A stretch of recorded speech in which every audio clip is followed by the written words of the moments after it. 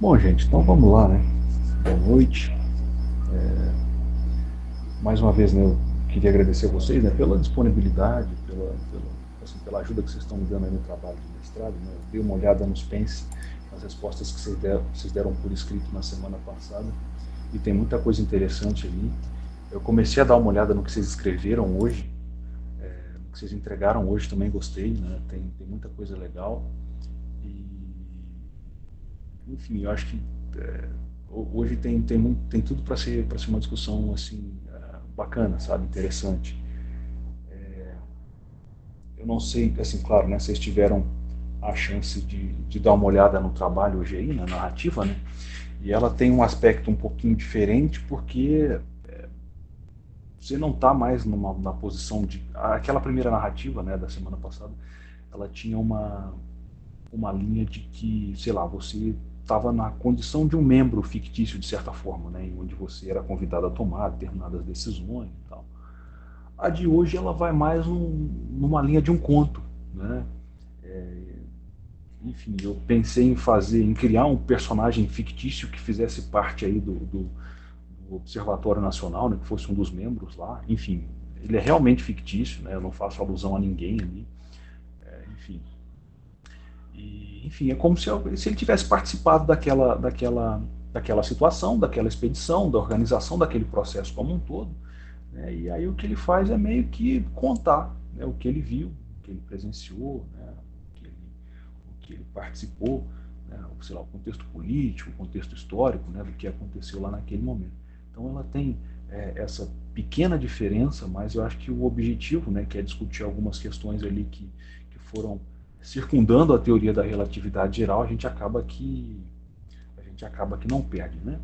E aí, de novo, só para a gente começar na mesma linha, né, mais ou menos da mesma forma como a gente fez na aula passada, eu queria ouvir de vocês o que vocês acharam. Né? Enfim, eu lembro que na semana passada vocês comentaram a respeito da extensão, né, da quantidade de informação, e a crítica dessa semana se mantém, a posição diferente, enfim, está com vocês. Igual eu tinha comentado com o Natan, esse texto eu achei do caralho, assim, achei muito bom. É? A leitura é muito fluida, a leitura é muito fluida, ela te prende muito, ela não. Você, os pences eu acho que são bem melhores também. Uhum. Eles são mais fáceis de você fazer e eles forçam menos a barra, sabe? Na real, não é que Entendi. eles forçam menos. O primeiro pence, às vezes, os pences da primeira narrativa, às vezes forçavam um pouco assim, a amizade, mas eu achei os pences dessa segunda narrativa muito, muito bons, muito coerentes. E a narrativa muito fluida, um texto muito gostoso de ler. Assim, preferia ler dois textos iguais a esse do que ter lido o primeiro, sabe? Legal. Ah, Não, bacana. Bacana. É que assim, né, antes de passar, acho que alguém tinha levantado a mão, não sei, mas só antes de passar para o próximo, né, o que acontece é o seguinte, é, aquela narrativa que vocês leram na semana passada, né, ela não foi desenvolvida por mim, né, conforme eu comentei, ela foi desenvolvida pelo Danilo, pela Flávia, pela Sofia, né, que são meus colegas, né.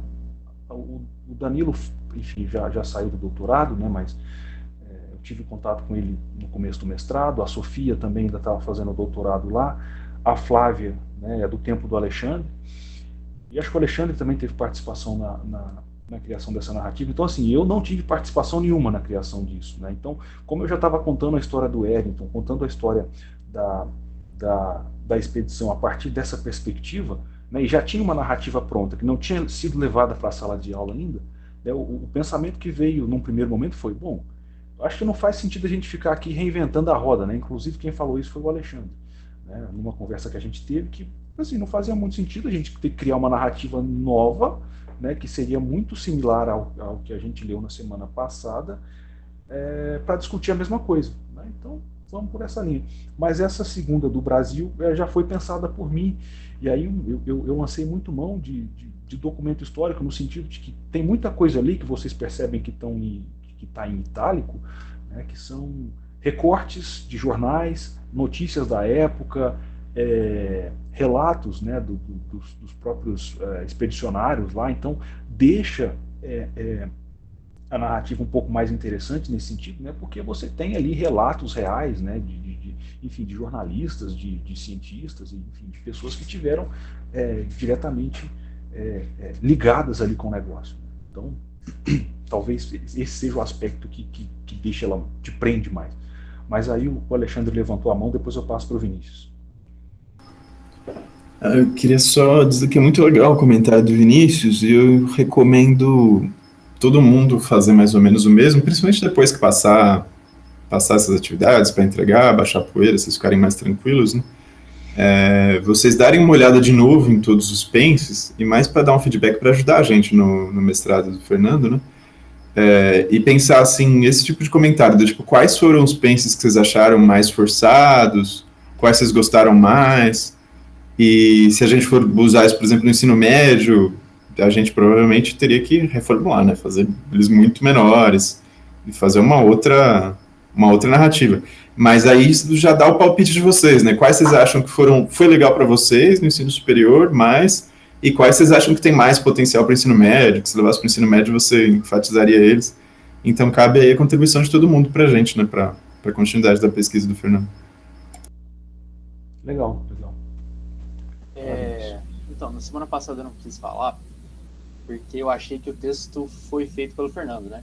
Mas eu, sinceramente, assim, não sou ninguém, né, para falar isso, mas eu achei o texto horrível, assim, o primeiro texto. Assim, historicamente ele é muito bom, mas pedagogicamente eu achei ele um texto horrível. Assim. Sinceramente, eu não imagino de forma alguma aplicar aquele texto no ensino médio. Assim. Se ele é maçante para a gente da graduação, porque é muita história, data. E aí os Pense vem numa forçação de barra absurda de cita todos os materiais que você tem que levar para fazer uma pesquisa. Eu tô tipo, velho, o que eu vou ter que responder isso, sabe? Tipo, o texto ele não é motivador nesse sentido, sabe? Porque, tipo assim, como o texto não me... eu tô falando de mim, claro, né?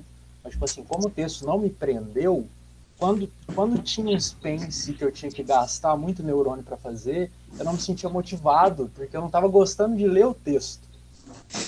Aí quando eu fui fazer os Pense, eu não queria fazer o Pense, sabe? Aí, tipo, agora nesse segundo caso já foi diferente. Tipo assim, foi um texto que me prendeu muito, eu gostei muito de ler. Eu achei a escrita muito boa. E quando chegava os Pense eles tinham muita relação com o que estava escrito, né? Tinha uns Pense do texto da semana passada que parecia que colocou lá só para colocar, assim, sabe? Que era meio descontextualizado, não me fazia pensar direito, só dava aquela sensação de, nossa, vou ter que fazer uma atividade, um trabalho.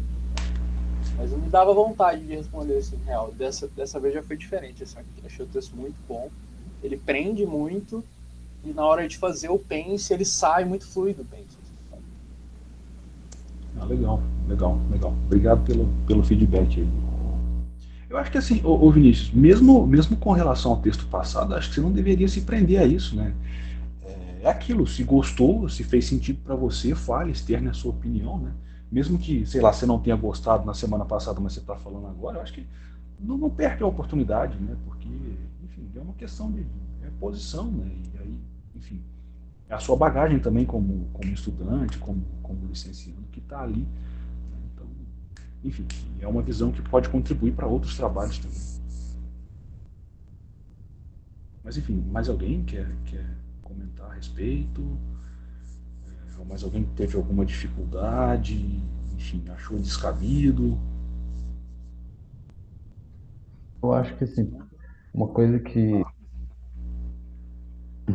se for levar para o ensino médio, uma coisa que eu senti que tem que alterar são as cartas.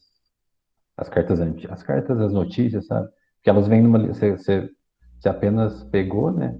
A notícia e colou, né? Então, aí vem na linguagem arcaica e tal, é meio chato de ler, né? Aí para os alunos, eu acho que seria legal você traduzir. Traduzir não, né? Reinterpretar e colocar na linguagem Contextualizar, mais acessível para não ele. contextualizar, né? Mas Exato. entendi. É. Entendi. Legal.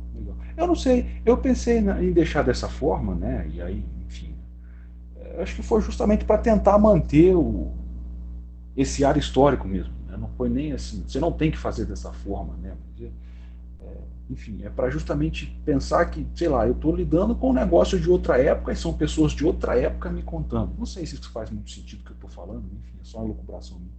Mas eu pensei para tentar deixar o negócio mais, não vou dizer purista, mas enfim, mas remetendo o máximo possível à época, né, em que a situação aconteceu, sabe? Eu gostei muito de ter contato assim com o português que eles usavam antigamente, sabe? Achei que dá uma contextualizada muito legal. Assim. E aí tem uma questão toda minha também, né, muito pessoal, que eu acho bonito a forma como se escrevia antigamente. Né? Então tem uns textos ali que eu pegava para ler e, enfim, via a forma como o pessoal escrevia. Eu falei, cara, isso é bonito demais. Provavelmente ao longo do texto aqui eu vou lembrar e comento, mas acho que é mais um preciosismo meu do que, sabe, enfim, frescuragem minha. Mas enfim, acho que a gente pode passar para a narrativa propriamente dita, né? Os grupos seguem a mesma ordem da aula passada. Né?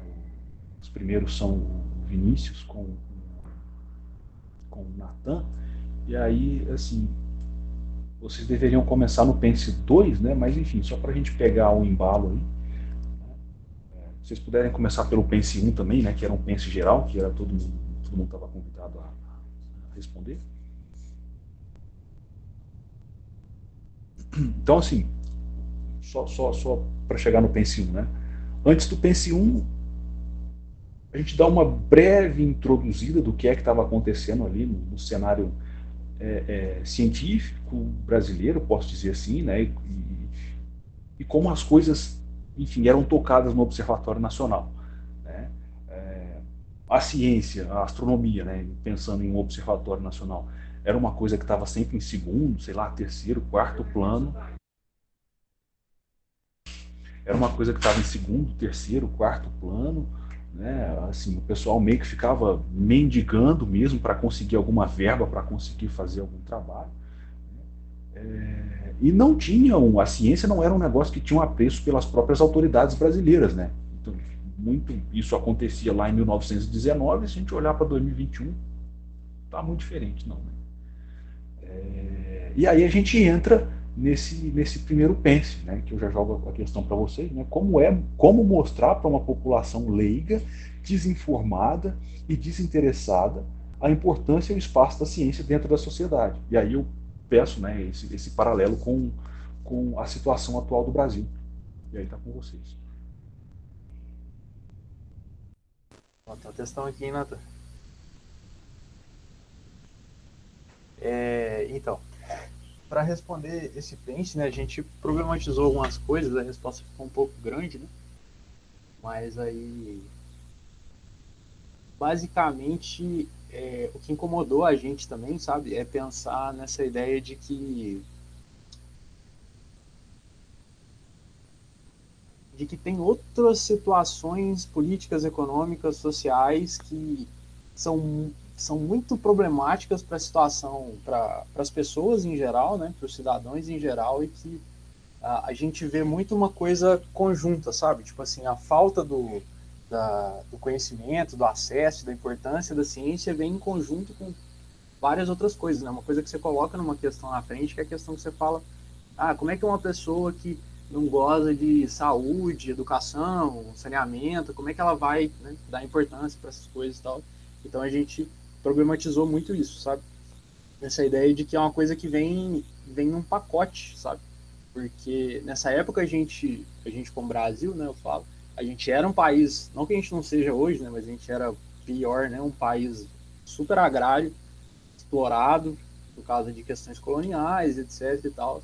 Então, tem muito essa questão de que quando a gente quer falar do acesso da população, para eles valorizar isso, como é que a gente convence eles e tudo mais, vem toda essa problemática, sabe? E a gente não consegue ver essas coisas separadas, sabe?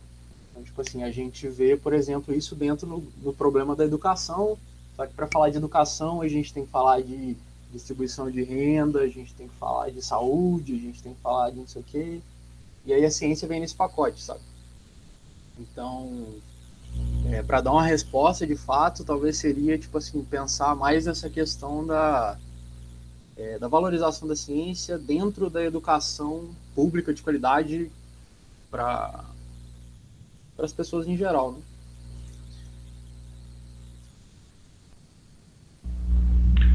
Legal, legal. É um ponto interessante, né? Tentar olhar o problema como um todo, né? Talvez você esteja olhando numa posição que você complexifica ainda mais uma situação que já é complexa, né? Acaba que sim, né? Não é Mas só é assim. justamente essa questão de que, tipo assim, principalmente eu, né? Tipo, eu não consigo ver essas coisas separadas, sabe? Perfeito, perfeito, perfeito. Eu só vou ver se tem mais alguém. Enfim. Então, pessoal, como o Pense 1 era aberto para todo mundo, enfim, alguém mais quer fazer alguma contribuição, deixar um. Sim, uma coisa que eu gostaria de acrescentar, essa fala no início, é que, assim, principalmente na questão do desinteresse, se você trata o problema desde o ensino básico, eu acho que quando chega na idade adulta, ele não vai ter, ele não vai ser um grande problema, cara. Você vai mitigar ele, né? Só que aí a questão é que se a população já é adulta, né, ela já tiver um desinteresse, né? E que é a questão é você reeducar a pessoa. E aí entra a questão que o Vinícius falou, né? Que não dá para você fazer isso pensando somente na questão de ensinar a ciência. Porque a pessoa tem que se preocupar com a vida dela, né? Tem que se preocupar com sobreviver. E se ela não tem nem condição de sobreviver, ela tem que correr atrás, passar os perrengues dela, ela não vai se preocupar mesmo com ciência. Vai se preocupar com ciência pura ainda, né? Imagina só. Então, tem que saber balancear isso. Você tem que dar oportunidade para a pessoa conseguir ficar bem financeiramente, para não ter que preocupar mais com a questão financeira, para aí sim, né, ela começar a ampliar seus interesses, né? Interesses culturais que envolvem a ciência. E acho que é isso. Ah, legal, legal. Que é uma Aí coisa eu que vou eu trazer. coloquei também, Vai lá, vai lá, vai lá, fala aí. que é só uma questão do que eu coloquei aqui, não sei se faz muito sentido também, mas a questão da mídia, porque a gente vê, principalmente nas televisões abertas, por exemplo, você pega de 5, 6 horas da tarde, você vê muito programa de cobertura de crimes, essas coisas, né? Então o pessoal dá muita importância para isso. E você não vê publicação de ciência nesses horários de pico, né? Você nunca vai ver isso. Talvez se houvesse uma mudança aí também poderia contribuir, né? Tentar reeducar pela divulgação através da mídia, talvez seria um ponto interessante, em vez de ficar passando esses programas sensacionalistas, né, que acaba passando uma imagem do Brasil que ele é um país somente violento, né? Só tem violência e pessoa desonesta, que não é verdade. Tem violência e tem pessoas desonestas, sim, mas não somente, né? Tem coisa boa também, tem trabalhos científicos muito legais, então talvez se alterasse essa, esse status quo que tem atualmente seria proveitoso. Tá, então só pra gente ir nessa linha aqui. Pois não, Viviane, pode falar.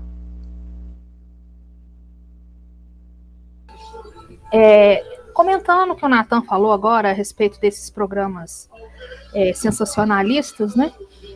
Eu também não me agrada nem um pouco, mas tem muitos desses programas sensacionalistas que divulgam a ciência, né? Através da perícia, mostra um pouco da parte, principalmente esses programas de CSI, essas coisas, eles acabam mostrando um pouco como que funciona, né? Principalmente a parte química, também a parte física, a parte de biologia. Então, não deixa de ser uma espécie de divulgador científico. Não é o que eu diria que é ideal, mas já que a população de classe mais baixa gosta desse tipo de programa, entendeu? Então, é o que tem para hoje, né? Agora, Vai lá, Nathan. Não, assim, a questão é que eu não estava colocando mais no CSI, mais sério e tal, né? Então, não passa, eu tava falando mais no sentido, não sei se ficou claro quando eu disse, mas assim, tipo, da Atena, Cidade Alerta, sabe? Programas que só querem cobrir caos, né? Querem cobrir caos, querem cobrir morte. E acho que nesses programas, pelo menos que eu lembro, né? Eles não passavam assim detalhes da perícia, a balística da bala que foi na pessoa, acho que não cobriam isso não, né? Eles estavam interessados mesmo sim, no só que, crime. por exemplo, não sei se você lembra do caso da Isabela Nardoni, né? A mídia cobriu bastante, né, a questão da perícia, principalmente da questão da perícia na física, né? Porque foi a queda do edifício, né? Foi os respingos de sangue, foi tudo isso, né? Não é sempre que o Datena, né, aquele outro que faleceu também, faz esse tipo de coisa, né? Mas também não é raro, entendeu? Se fosse sempre, talvez o programa seria num nível melhor. Aí, gente, só para ficar nesse ponto, de, sei lá, de mídia e, enfim, de popularização, digamos assim, eu vou pegar aqui o comentário, a resposta que o Guilherme deu, não sei se ele está aí, né? Aí se ele tiver aí, ele pode até comentar, mas ele começa assim, ó, a ciência é elitista para a compreensão, o desenvolvimento e participação da população do governo com a ciência, não, como o envolvimento e participação da população e do governo com a ciência acontece por meio da popularização. E aí, Guilherme? Tá por Essa aí? fala é Quer minha. comentar? Esse Essa trecho fala é é da meu. Viviane.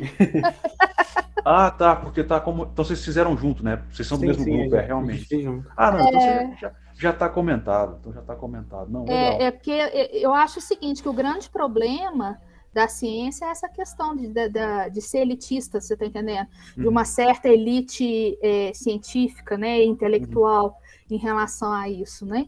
Então, eu acho que a ciência ela tinha que ser mais popularizada, ela tinha que, para poder atingir, né, para atingir a população mais pobre.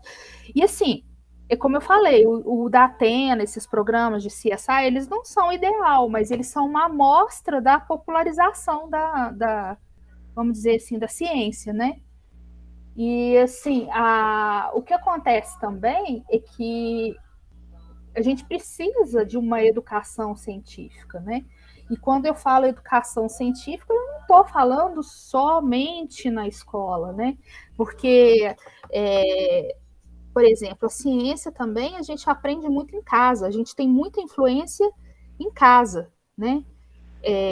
Você pode ver aí que tem famílias e famílias de cientistas que a ciência vai passando gerações e gerações, assim como acontece com a medicina, com o direito, com outra coisa, né? Então, uma iniciação científica, ela é muito importante, né, na escola, através de projetos para comunidades, né, principalmente você pega, por exemplo, cidades que faltam água, você montar um projeto de um poço, né, e no meio do projeto do poço você já vai introduzindo conceitos, ensinando coisas, né, e levando uma coisa assim, menos teórica e mais prática da ciência, né. E outra coisa que eu acho que o cientista tem que sair do pedestal dele e fazer a parte dele também, que é essa parte de divulgação. Isso daí eu vou falar mais lá na frente, né, em outro tópico. Não, mas perfeito. Eu vou passar minha voz agora. Perfeito. Não, então, vamos aproveitar. A discussão está interessante, mas a gente precisa caminhar, né? Acho que dá muito pano para manga a gente entrar nessas questões, né? E é um aspecto, e é um assunto interessante. Mas aí eu vou jogar já para o Nathan e para o... Vai lá, Alexandre, mas eu já estou passando a palavra aqui para o Nathan e para o Vinícius. Só antes que eu esqueça, eu lembro que no comecinho do mestrado do Fernando, eu estava entrando num projeto CNPq sobre educação CTSA, né? E assim como o Fernando, eu tenho uma tradição mais de ensino de história. Então, quando a gente pensou esse texto, a gente pensa sempre na discussão histórica, entrar lá no episódio histórico, mas vocês estão vendo como tem um monte de discussão interessante que a história traz para questões atuais, questões contemporâneas, né? E aí, por isso eu até falei pro Fernando que eu vou ficar quieto e só justificando um pouco para vocês, porque eu vou ficar na minha também, porque eu estou muito feliz com as respostas de vocês, estou achando que está indo tudo muito bem, mas vocês percebam como que do caso histórico a gente consegue trazer para um monte de questão de educação CTSA contemporânea importante, como essa questão do poço aí, que a Viviane já falou, eu já lembrei, no meu curso CTSA eu venho fazendo isso, né, falando sobre construções sustentáveis, a gente fala sobre reuso de água de chuva e questões ambientais, enfim. É muito legal isso, né, da gente pensar a história não como uma coisa morta, atrasada, que só quem já curte história, tipo Fernando, que gosta de ver texto velho e carta velha e ficar trazendo coisas, pode curtir também a história, né? E ver que a história tem tudo a ver com a nossa vida atual e com problemas reais, concretos. Então eu concordei também com o que o Vinícius falou, de que esse segundo texto está muito mais interessante nesse sentido de trazer questões, essa parte da água, os pensos da água são muito legais e tem muito potencial para discutir educação CTSA, né? Que é uma coisa que não é o objetivo do mestrado do Fernando, mas tem um grande potencial para outras pesquisas e outras continuidades aí, né? A gente não focou tanto nisso, nessa questão de poço, isso que a Viviane está falando. A gente fez o mestrado do Fernando é mais focado em história mesmo. Ele nem leu os referenciais de educação CTSA, né? Porque não dá para ler tudo, né, de todas as áreas, mas é um tema com um enorme potencial mesmo. Só um comentário rápido, né? Porque eu tô vendo a sua fala a respeito dos pence da água, né? Porque eu tenho um pence lá na frente que eu falo a respeito da água, né? Só comparando, tipo assim, beleza, a população do Sobral tinha que buscar água num negócio que o pessoal reclamava que estava cheio de bicho morto. Não, eu tô falando dele mesmo. Ele foi o pence que eu mais gostei. Então, para mim, com o perdão da palavra, ele foi o mais bosta, sabe? Sendo bem franco na minha. Porque quando eu lia para ele, eu falei, cara, isso aqui tá muito sem sentido. Agora, com o seu comentário e com o comentário do pessoal, já acho que a ideia já começa a mudar. Né? A situação já começa a ficar diferente. Mas, enfim, tô passando aqui pro Vinícius e pro Natan, senão.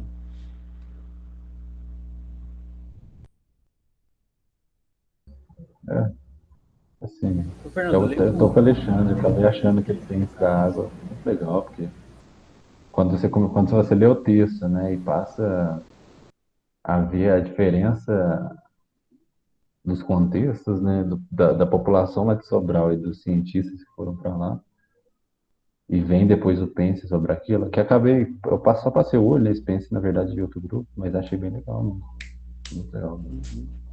Bacana, bacana. Na hora que a gente chegar lá, a gente discute mais longamente. Mas o 2, o Vinícius estava pedindo para ler, ele pergunta lá o que significa dizer que um determinado grupo, instituição ou nação é cientificamente competente, né? O que é necessário para que esse objetivo seja atingido. Essa questão está no contexto de que, acho que eu estava falando do Henrique Morizzi, né? E o Henrique Morizzi estava tentando mostrar que o Brasil, o Henrique Morizzi era o diretor, né, do Observatório Nacional, e ele estava tentando mostrar que o Brasil, através de sua ciência, ele tinha capacidade para chegar, né, a ser uma nação de primeiro mundo, lá que ele falava, né? Ele não fala de primeiro mundo, mas uma nação desenvolvida ou coisa nessa linha. E aí esse Pense 2 entra nesse contexto.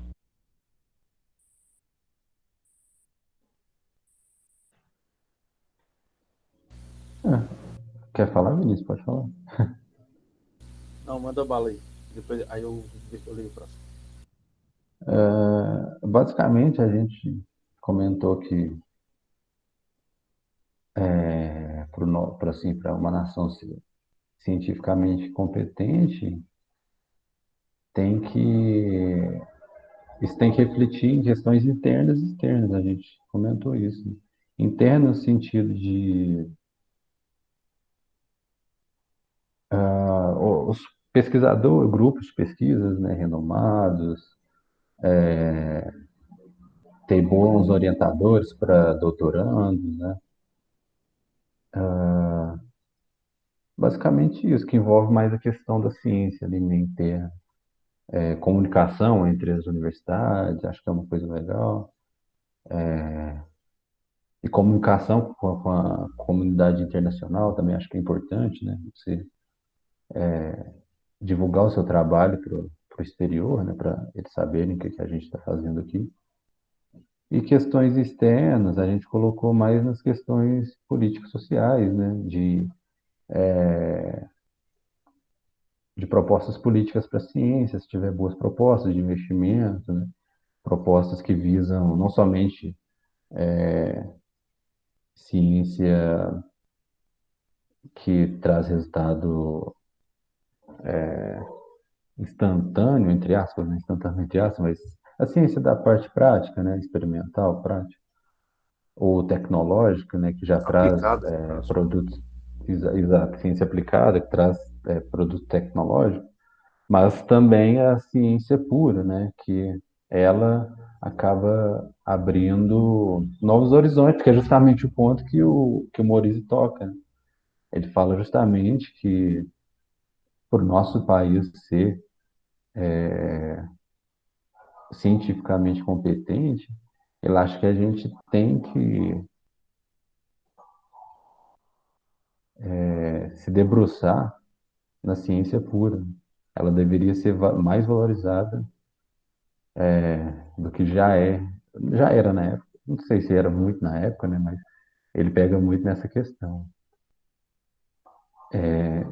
E também tem outra coisa que a gente comentou, é que tudo bem, né? Tá, a gente colocou esses pontos para a nação ser cientificamente competente. E como que a gente faria para atingir esse objetivo? Nós colocamos principalmente a questão que a Viviane tocou, que é a educação científica, né? Que eu falei também lá no começo, que é a educação de base, você começar a fornecer uma boa educação científica desde os princípios da vida da pessoa, né? No ensino, idealmente seria no ensino básico, né? Fundamental, ali, fundamental 2 talvez, ou no um até, né? Sonhando longe no um, mas aí tem toda a questão da disputa curricular que nós já discutimos anteriormente. Mas acho que seria ideal você ter um tratamento bem antecipado, porque aí você abriria muitas oportunidades, né, para as pessoas que querem seguir essas carreiras, né? E muitas vezes as pessoas até querem seguir essas carreiras, mas elas não foram introduzidas à ciência de uma maneira adequada para despertar nelas aquele interesse, né? Então, aí fica fica uma pessoa, um cientista em potencial e sempre em potencial, né? E nunca vai desenvolver essa habilidade e vai acabar seguindo para outra área. E acho que é isso. Bacana, bacana, interessante ponto. Você quer complementar, Vinícius? Caso contrário, a gente toca para frente. Não, é isso mesmo. Então, vamos embora para frente, então. E aí o terceiro, né, ele já vem numa situação mais hipotética, né, completamente hipotética, de pensar, bom, quais seriam, né, os impactos para o Brasil, né, e para a nossa ciência, se essa primeira prova experimental da teoria da relatividade geral tivesse sido feita aqui, por nós, né, no Brasil, por cientistas brasileiros.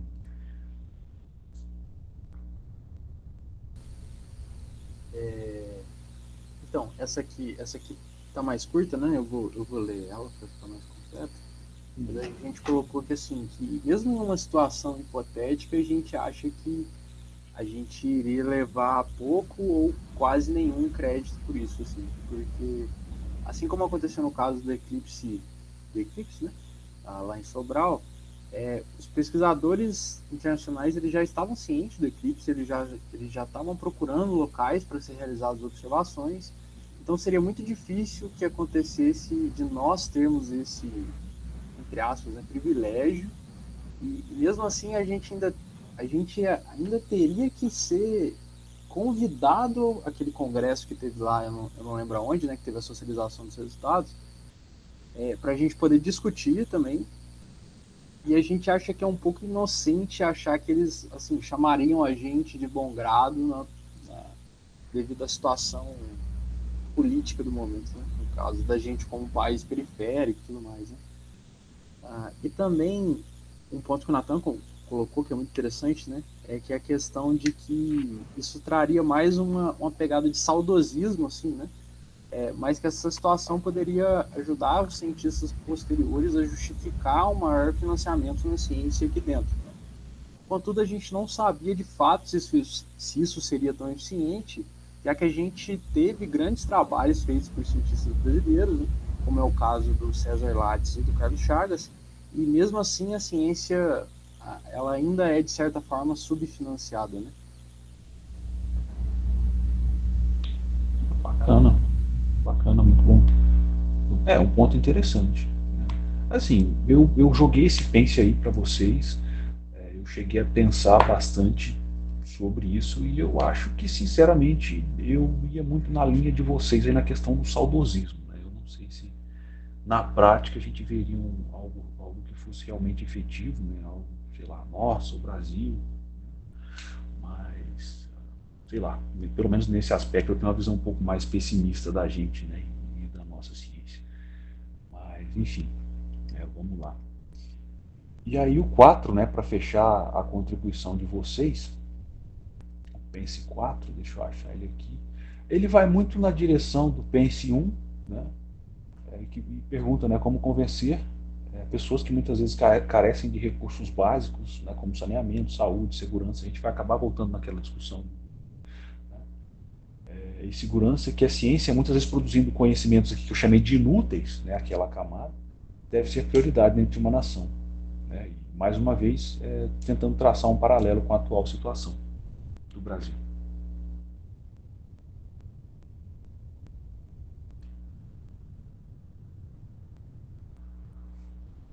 Você manda essa pra nós aí, não?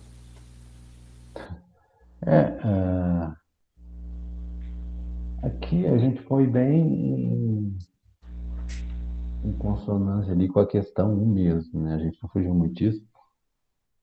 A gente acredita que, novamente, né?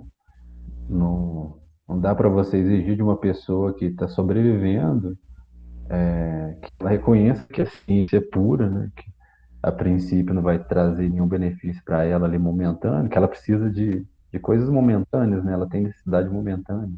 Então, para ela não vai fazer muita diferença, então não tem como você exigir dela a defesa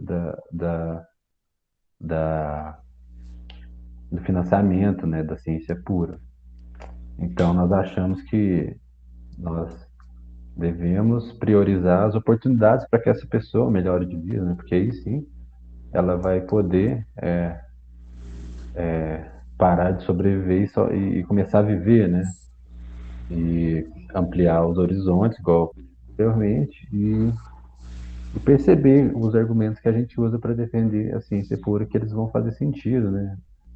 A partir do ponto que você não precisa mais se preocupar com questões de sobrevivência. Então, esse é o ponto principal que nós colocamos. E, atualmente, a gente vê que tem um ataque bastante forte, né? Principalmente da nova onda que a gente colocou, né? A onda conservadora, essa onda que veio um pouco depois de 2016, 2015. E isso acabou despertando um sentimento muito forte ali na população, né? Não sei se reverberou mais na classe política desses que foram eleitos como presidente e os nomeados por ele, não, no Senado também, lá no Congresso também tem bastante gente. Se isso reverberou tanto, e isso fez com que eu achasse que a população também acha o que eles acham, né? Ou se a população de fato acha, né? Eu fico ainda na dúvida disso, né? Que esse ataque às universidades, que muitas vezes, principalmente o ataque à filosofia, né? A gente viu muito isso, de que filosofia é inútil, né? Aí entra muito nessa questão, né? O ponto da filosofia é bem crucial para essa discussão. A filosofia é inútil? A gente sabe que não, né? A filosofia, ela é a mãe da ciência, né? Então ela está por trás de todo o pensamento crítico. Então não faz sentido você atacar ela e dizer que ela é inútil. Então, aí eu não sei, nós achamos que essa onda conservadora, nós achamos, assim, não sei se dá para constatar isso, mas achamos que tem a ver com esses ataques, que eu exemplifiquei no caso da filosofia, mas eu também não sei se isso caiu na sociedade, no senso comum. Esse que é o meu ponto. Eu não sei se está no senso comum da sociedade ou se isso foi reverberado para nós pela classe política que foi eleita. Esse é um ponto ainda que eu tenho dúvida sobre isso. Mas acho que esse é o paralelo, né? Que realmente, atualmente, nós temos esses ataques a essas ciências que são mais reconhecidas como inúteis. E Isso, acho, sabe o que é um ponto importante também? Acho que entra num pouco que a Viviane falou lá atrás, que é a questão dos cientistas nos pedestais, né? Ou talvez a universidade que se afastou muito da sociedade. Assim, eu nunca estudei muito isso a fundo, né? Então talvez eu possa estar replicando uma visão errônea aqui, mas a gente já ouviu, pelo menos eu já ouvi falar muito isso, né? Que a universidade foi sempre muito afastada da sociedade. Então, aí o que que eu imaginei que ia ser uma coisa interessante? Oferecer cursos de divulgação científica nas universidades, né? Porque até onde eu sei, não há cursos. Cursos, assim, digo, igual curso de física, tem o curso de divulgação científica. Porque se nós queremos que a sociedade reconheça esse valor, nós precisamos divulgar para ela, né? E a gente vai outorgar para os cientistas esse papel, além dos outros que ele já tem. Aí esse é um ponto que eu discordo da Viviane, que ela falou que divulgar o tem que saber divulgar o trabalho dele na linguagem acessível para a sociedade. Eu não sei se é bem assim, né? Eu acho que poderia ter uma profissão específica de divulgador para isso, né? Como é o caso do Átila, né? O Átila e a Marina, ele faz isso super bem, ele é um divulgador científico nato, né? Então, eu acho que ele não continua fazendo pesquisa, ele faz pesquisa para fazer divulgação, mas não faz pesquisa de ponta, né? Então, acho que para quem faz pesquisa de ponta, ter esse papel de divulgação, não sei se é muito o ideal, vai sobrecarregar muito, né? E pode acabar afetando a qualidade de pesquisa do nosso país. Perfeito, perfeito. Eu acho que nesse ponto, pelo menos do afastamento, é uma visão pessoal. Eu acho que sim, a universidade realmente vive num mundo afastado, de certa forma, da sociedade. De novo, uma visão pessoal, né? Eu acho que está se ensaiando uma aproximação, um arremedo de aproximação, mas tem muita coisa para melhorar aí. Viviane, eu só queria jogar para você, porque você foi citada, você quer comentar alguma coisa a respeito da fala do Natan, senão a gente prossegue.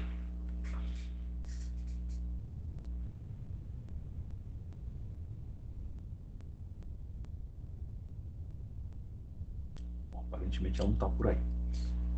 Então, beleza, não vai ter réplica. Então. Vamos embora para frente. Mas legal, cara, gostei do ponto de vista de vocês e é interessante. É um negócio complexo e me fez pensar em muita coisa que ainda bem que está gravado. Paulo levantou a mão, vai lá. Só antes de você dar continuidade aí, que esse pense ele é interessante, cara. Ele, fazendo um paralelo com os dias de hoje, e aí pensando naqueles dias, naqueles tempos, naqueles tempos você tem até mais justificativa para dizer assim, pô, como é que eu vou fazer essas pessoas entenderem que a ciência é importante, que a ciência vai fazer diferença na vida delas, mesmo que é uma situação que está observando o céu, as estrelas e tal, porque a própria tecnologia, né, a própria ciência desenvolvendo muito ainda, mas nos dias de hoje é que me espanta, entendeu? Porque nos dias de hoje você tem meios de poder mostrar as vantagens de se investir em ciência de ponta, em pesquisa, porque a gente tem muita coisa que é produto da ciência e que facilitou a vida. Claro, né, isso é uma discussão ampla, tem gente que vai falar assim, mas tem mais gente aí se matando, depressão e tal, novas doenças. Não é nesse ponto, né?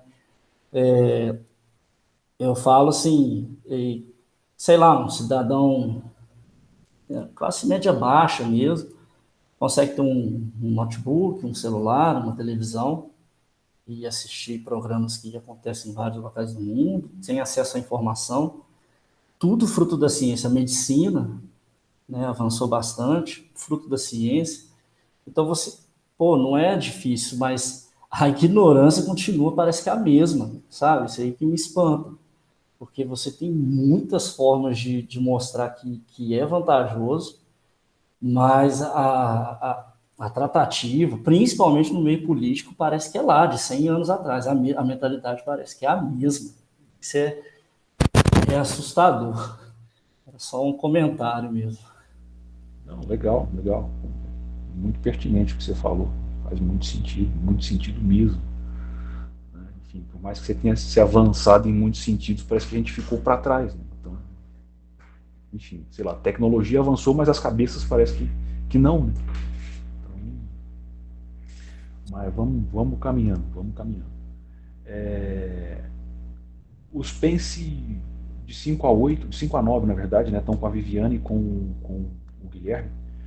Então, o Pense 5, né, ele está numa situação em que o Henrique Morizzi está sendo informado pelo pessoal do exterior que existe a intenção de diversos observatórios do mundo, né, alguns, né, não vou dizer, enfim, mas de virem ao Brasil para fazer a observação do eclipse. E aí ele foi informado pelo pessoal do Observatório da Argentina, né, que é interessante, que é o mais interessante dessa história toda. A informação chegou lá primeiro, né.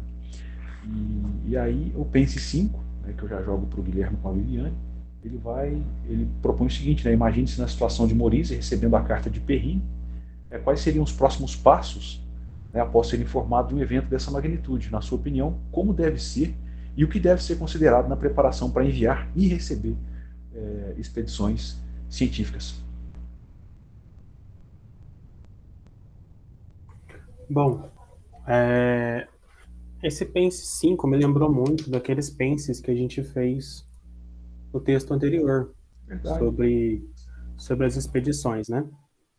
Então, num primeiro momento, eu acho que ele deveria, né, assim que ele soubesse do evento, que ele procuraria financiamento e investimento do próprio governo. Também, junto a isso, de alguma forma, naquela ideia, né, de popularizar a ciência, tentar uma maneira de informar para a população sobre o fenômeno, né, não deixar só no meio científico, né, levar para toda a população. Aí, através do evento e também as contribuições que isso pode acontecer, que isso vai suceder, né? Em paralelo a isso, quando ele está buscando esses investimentos, seria interessante também já procurar pelos locais onde vão ser realizadas essas observações, como o tempo e aquelas condições climáticas, né? A gente volta muito ao texto anterior, que a gente fala de fácil acesso, aí tem as seguranças dos expedicionários, dos equipamentos, toda aquela manipulação. E um ponto a mais seria pensar em peças e equipamentos sobressalentes também, né? Porque quando eles estão manipulando todos os equipamentos, pode ocorrer falhas, né? Então, tem mais de uma maneira de amparar isso, né? E, por último, seria... Na minha cabeça faz sentido, né? Ter algumas rotas de fuga, porque se eu estou num local e as condições ali não estão boas para mim fazer as observações, seria interessante eu ter rotas de fuga para mim ir para outros locais que possam estar em melhores condições, né? Então, acho que esse é um ponto interessante a ser se pensado. Foi isso. Quer adicionar alguma coisa, Viviane? Não.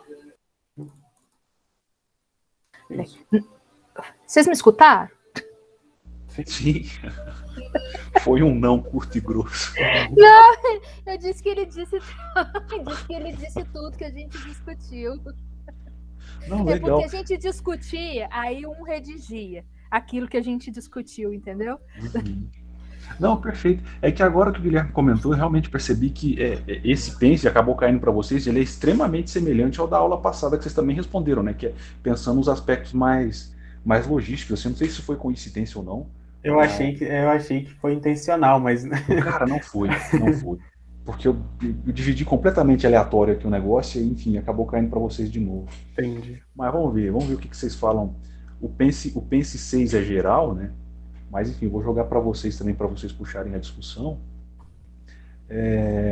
Que a gente acaba voltando lá na situação de que o secretário de Despesa Pública, né? Sei lá, não sei se seria alguma coisa tipo ministro da Fazenda, ministro da Economia, alguma coisa nesse sentido, atualmente, né? Pede para que o eclipse seja adiado, porque, enfim, a gente não tem verba para vocês irem agora.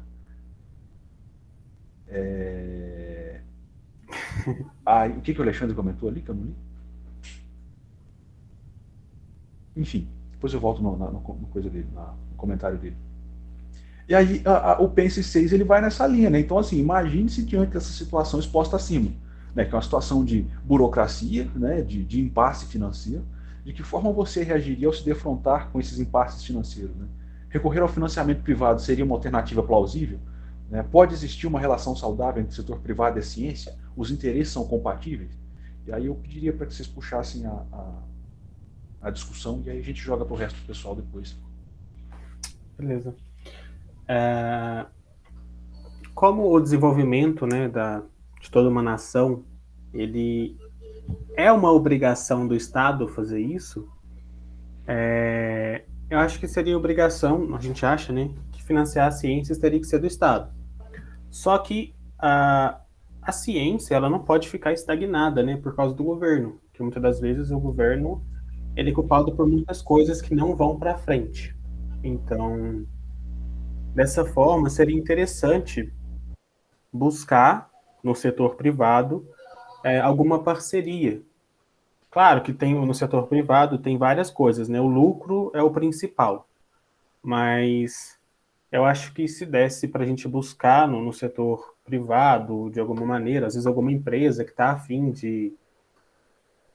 alguma empresa que tem interesse, né, nessas questões, eu acho que seria uma boa ideia. Só um detalhe, enfim, isso está na discussão, mas esse comentário foi feito, essa questão, né, dessa relação público-privada foi feita porque realmente, ao que tudo consta, né, esse impasse financeiro se manteve, né, e aí o que aconteceu? O Morize, enfim, o cargo de diretor de um observatório nacional, né, por mais que tenha um aspecto bastante científico, né, ele tem também seus, assim, um aspecto bastante político também, né? E você acaba tendo relacionamentos. E aí o que aconteceu? Foi necessário que uma empresa de navegação, né, o Lloyd brasileiro, emprestasse a grana para que a expedição fosse financiada. Né? E aí depois, quando saísse a grana do governo brasileiro, seria pago o empréstimo. Né? Então foi nesse sentido aí que foi feito, que eu pedi para que vocês fizessem esse paralelo. Mas, enfim, Viviane, está com você.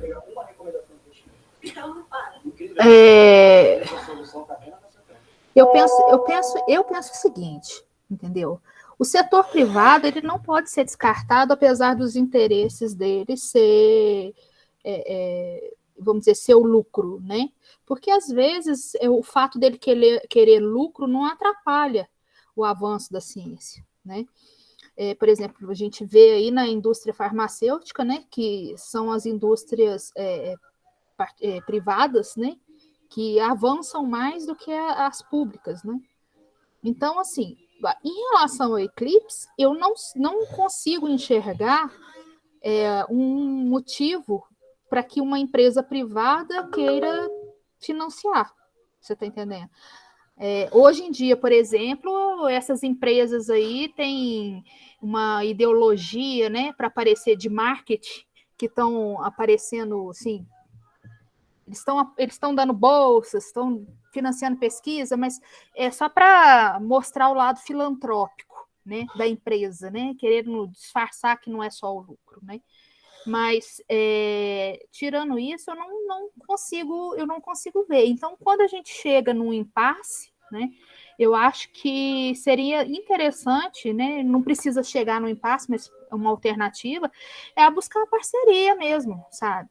Tentar as parcerias, porque com os outros países, com os outros lugares, porque senão vai ficar sempre estagnado. O Brasil é um que vai ficar sempre estagnado, né? Pelo jeito que o governo brasileiro enxerga a ciência, né? Então, ciência e educação, duas coisas para ele que não servem para nada. Vinícius. Duas coisas que eu queria comentar, né? A primeira, sobre esse caso específico do financiamento para fazer a observação, eu acho que, assim, não tem tanto interesse que pode ser perigoso, né? De certa forma, por parte da iniciativa privada e devido também ao problema burocrático do aparato estatal também e tudo mais. Nesse caso, eu vejo como favorável esse tipo de financiamento, né, para realizar a observação e tudo mais. Só que aí tem a outra parte da pergunta, né? Você fala se pode existir uma relação saudável entre o setor privado e a ciência, né? Eu acho que assim esse tópico é um tópico muito complicado e muito assim sensível, delicado, quer dizer, delicado porque pode acontecer coisas muito estranhas se você deixa esse negócio ir embora, assim, né? Por exemplo, o exemplo que eu queria dar são dois exemplos, né?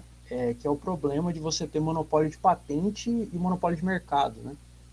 E aí, um exemplo que eu coloquei lá na resposta lá do formulário é que em relação a esse monopólio de patente, por exemplo, a gente tem a questão do remédio para aquela doença que chama AMI, né? Que é atrofia muscular espinhal, né? Que o remédio chama Zolgensma, se eu não me engano, trem assim. E o remédio custa 10 milhões de reais. Por um monopólio de patente, né? E o segundo caso, que seria um monopólio de mercado, né? A gente pode citar também, e aí, por coincidência, a Viviane citou também, né, a questão da indústria farmacêutica brasileira, né, no Brasil, como é que se dá o mercado, porque dentre vários fatores que levam, né, a você ter uma destruição, eu não lembro a palavra, precarização, né, da Fiocruz e do Instituto Butantan, é o domínio ridículo do monopólio que a Bayer e a Monsanto têm na indústria farmacêutica brasileira, né? Então, se você, por exemplo, você tenta diminuir essa influência da Bayer e da Monsanto, assim, os Estados Unidos vai bater aqui, sabe? Os Estados Unidos e a Alemanha vai vir aqui e encher o saco, sabe? Então, assim, questão de monopólio de mercado e de patente, se você não regulamentar direito, leva a esses casos que são muito ruins para, né, as pessoas e para o Brasil e países explorados, né? Tudo mais. Só um detalhe à toa, não sei se chega a ser tanto à toa, né, mas a Monsanto ela está mais interessada na parte de agricultura, né, e aí eu não sei, e aí é uma ignorância minha mesmo, eu não sei até onde o Instituto Butantan e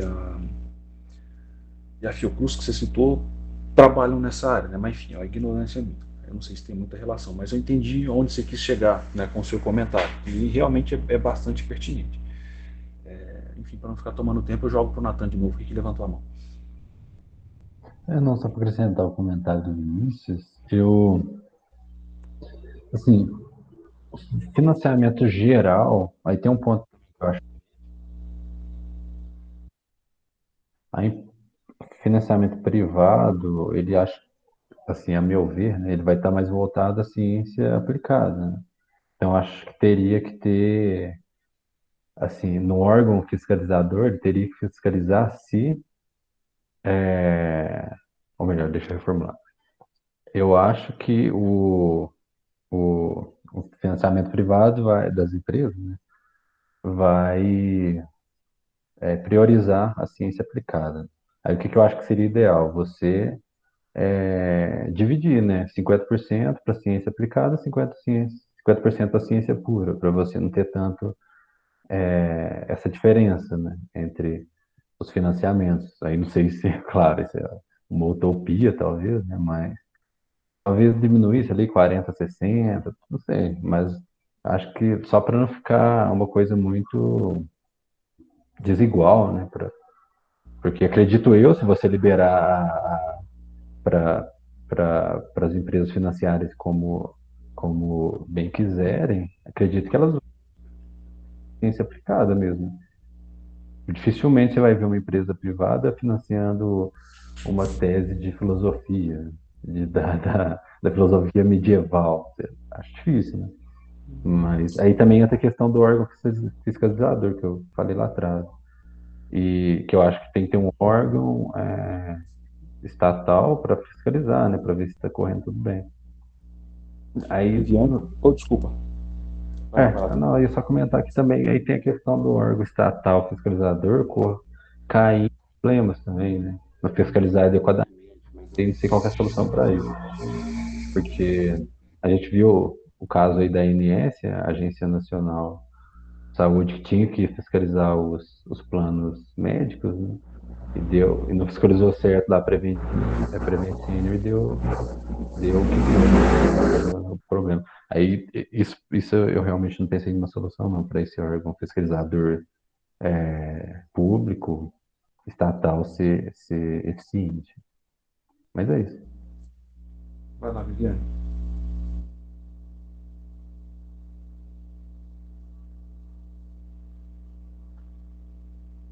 Bom, acho que ela abaixou a mão. Então a gente prossegue pro Eu próximo, né? esqueci de ligar o microfone, eu tô falando sozinha. Então vai. Eu tô falando aqui que eu concordo com tudo que o Vinícius falou, entendeu? Eu não tiraria nada, sabe? Só que tem um detalhe, esse remédio que ele tá falando realmente é um remédio, assim, muito específico, né? A gente aqui em Lavras, a gente tá vivendo um momento, assim, de arrecadar dinheiro, né? Mas existem muitos outros remédios que não estão nesse preço, né? Tem remédios hoje de diabetes que tem patente, né? Que custa caro, mas ainda é mais fácil da pessoa comprar, né? E eu prefiro, sinceramente, ter que pagar caro num remédio, que a patente seja de um setor privado, mas que a gente tenha uso, né? Melhor do que não ter nada. Sabe? Esse que é o grande problema. E isso acontece porque o setor público realmente não tem interesse, né? Fora que a patente ela é quebrada depois de um tempo. É só isso. Vindo, se eu não me engano, eu acho que diabetes você tem tratamento gratuito pelo SUS, né? Tem. Só que eu tenho remédios hoje muito melhores que o do SUS, entendeu? Menos agressivo, que engorda menos, né? O que não engorda, que são patenteados ainda, sabe? E que o Brasil ainda está tentando quebrar a patente deles, né? Mas existe, gratuito também, né? Mas é como eu estou te falando, todo mundo quer o melhor, né? Nesse caso, por exemplo, esse remédio aí, esse valor aí, não justifica. Vai pagar quantas pesquisas em cima? Então, só para a gente ficar nesse aspecto, nessa discussão aí, público-privado, financia ou não financia, né? Eu vou colar o Pense 7 e o Pense 8 nessa linha aí, já jogando para vocês, né? O 7 também era geral, né? E aí o 8 tá para o grupo da Viviane com o Guilherme. O 7 ele continua nessa linha da questão mais burocrática, da morosidade, né? Então, o que ele coloca lá? Percebe-se que a morosidade e a burocracia da ciência brasileira, e a burocracia brasileira perante a ciência, não é exclusividade da atual conjuntura nacional, né? E aí, como pode o cientista manter-se entusiasmado diante de situações, né, como as apresentadas acima, como se posicionar e agir quando seu trabalho ou projeto de pesquisa se vê ameaçado por trâmites burocráticos? E o 8, né, também vai muito colado nisso, né, além dos já citados exemplos, né, de que maneira a burocracia pode afetar o desenvolvimento de uma nação e da sua ciência. E se a gente tem algum aspecto benéfico nesses trâmites burocráticos todos. E aí, se o grupo quiser responder, Viviane e Guilherme quiser puxar a fila aí.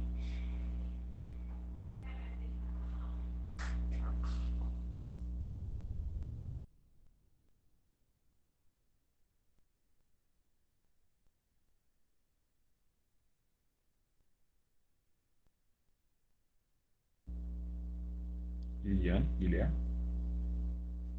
A Viviane tem mais propriedade para falar sobre isso do que ela vai comentar. Folgado. Uai. Eu, para ser sincera, essa pergunta assim, é uma pergunta que eu acho assim, meio complicada, entendeu? Eu acho que você só tem uma maneira de você manter o entusiasmo amando muito aquilo que você faz, mas muito, entendeu? E correndo atrás, né? Vamos dizer assim, de outras alternativas, como parcerias, investimentos privados, né? quando fala que só um pouquinho de beber água, peraí.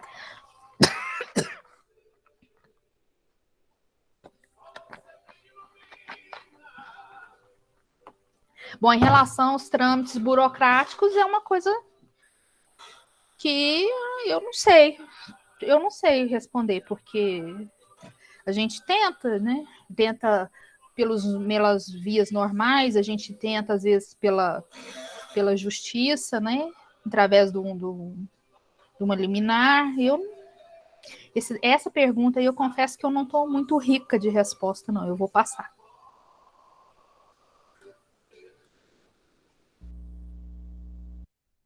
Então a roda está aberta. Quem quiser comentar, fica à A vontade. gente comentou uma coisa nessa questão, né?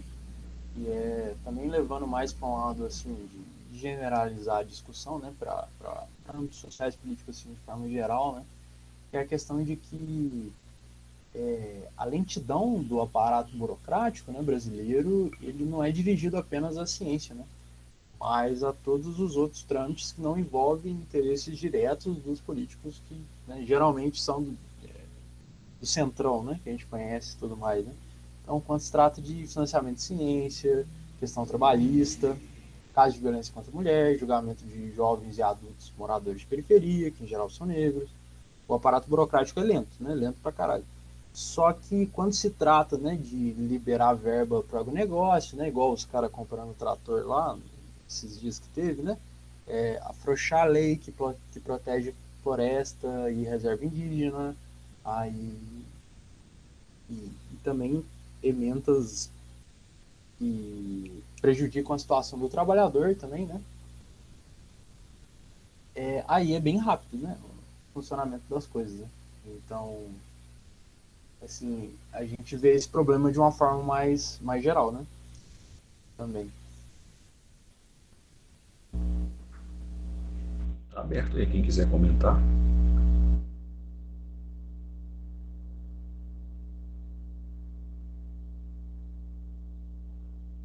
Então a gente toca para frente. Assim, uma coisa só para finalizar, então, talvez ninguém quiser comentar sobre isso, mas eu acho que é um ponto muito importante, né, mano?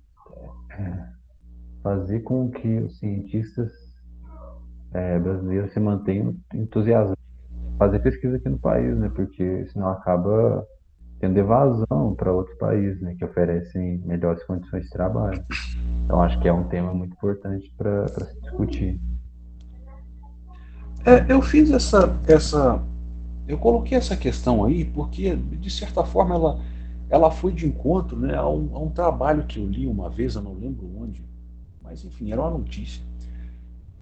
E essa notícia ela ia numa linha que era o seguinte: bom, ela explicando ou apresentando ali de que assim o cientista brasileiro, o pesquisador brasileiro, ele gasta um tempo extremamente grande preocupado com burocracia, com prestação de conta, sabe, com essas questões, com esses aspectos mais burocráticos, do que com o trabalho de pesquisa em si.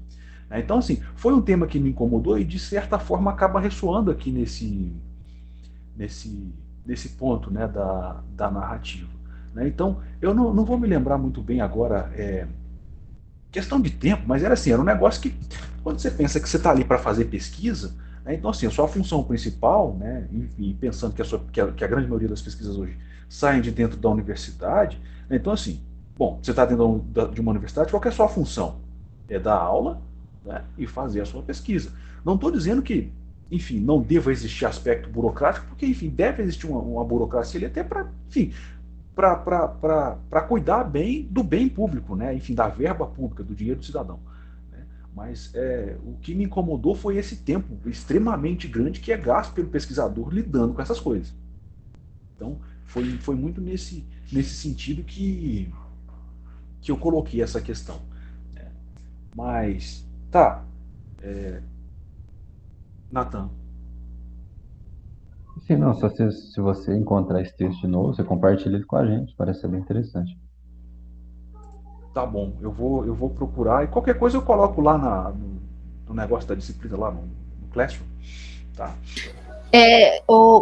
Fernando, Sim. no Brasil essa questão ela fica bem confusa mesmo, né? Porque aqui é professor pesquisador, né?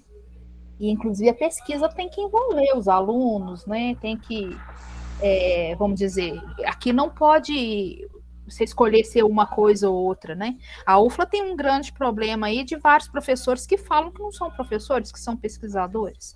Né? Conheço um desse. Um desses não, eu conheço uma dúzia. Entendeu? E isso, por exemplo, eu estava vendo aqui no exterior, né? Por exemplo, tem uma reportagem que eu peguei aqui, que eles estavam falando que a universidade nos Estados Unidos ela é paga para poder justamente financiar as pesquisas, né? E lá nem todo professor é pesquisador, e nem todo pesquisador é professor, entendeu? Então, assim, se eu não me engano, aquele pesquisador que é professor, ele tem estabilidade. Os pesquisadores somente não, entendeu? Tem uma série de diferenças que acontece fora daqui e que aqui fica muito confuso, né? Agora, essa questão burocrática também é um problema não só das universidades, mas dos pesquisadores do setor privado, que tem que prestar conta, né? Infelizmente. Não dá para fugir. A prestação de conta não dá para fugir. Seja no setor público, no setor privado. Acho que no público, principalmente, quando você está pensando que o dinheiro é um dinheiro coletivo, né, que tem muito. Né? Então, assim, eu tenho que dar uma satisfação, né, daquele dinheiro que eu estou recebendo. Mas, enfim. Tá, eu já achei aqui as matérias, eu compartilho com vocês depois. Aí, só para a gente começar a adiantar. O Pense 9, a gente já está começando a chegar em Sobral aqui, no caso, né, na narrativa. E aí esse Pense 9 já é alguma coisa mais da imprensa, né? E ele fala lá o seguinte, né? Os comportamentos citados acima podem ser entendidos como absurdos, né? Absurdos é uma questão. Como é que a gente pode conciliar, enquanto cientistas, mentalidades e visões de mundo tão complexas e distintas, né? Como as apresentadas. Então, só para contextualizar, né? De novo, a gente está diante de uma população que é extremamente ignorante, com pouco acesso ao conhecimento científico e tal. E aí o que acontece é que assim, né, a gente começa a ler ali em cima que os jornais, né, começavam a advertir a população, bom, hajam civilizadamente, né, o eclipse é um acontecimento natural, né, segundo eles aqui, eles colocam até que é um acontecimento que obedece às leis eternas traçadas pela providência, né, e vai alguma coisa nesse sentido, né,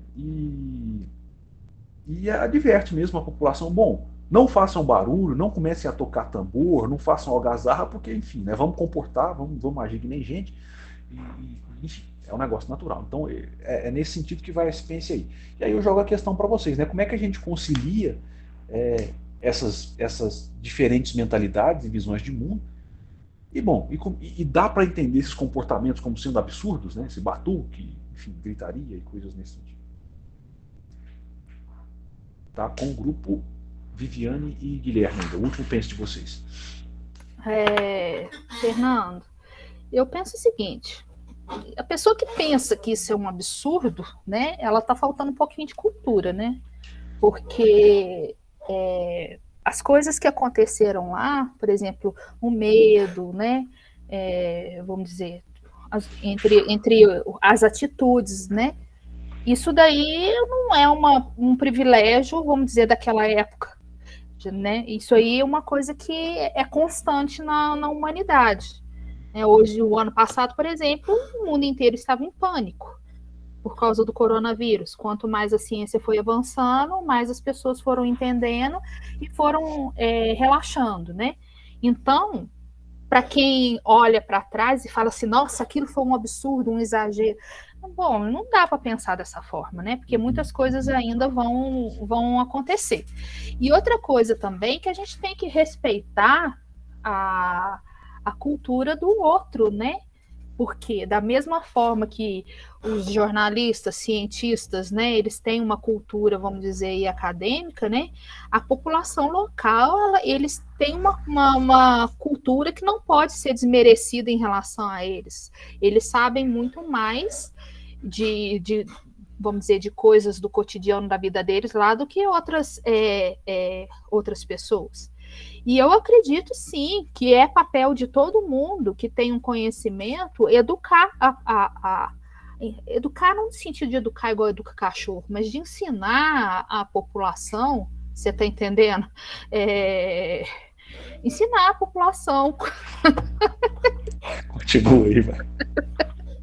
De ensinar a população, né? Porque o que acontece? Uma atitude errada ali poderia atrapalhar vamos dizer, o experimento deles ali. Vai que um vai e derruba o telescópio, alguma coisa, sabe?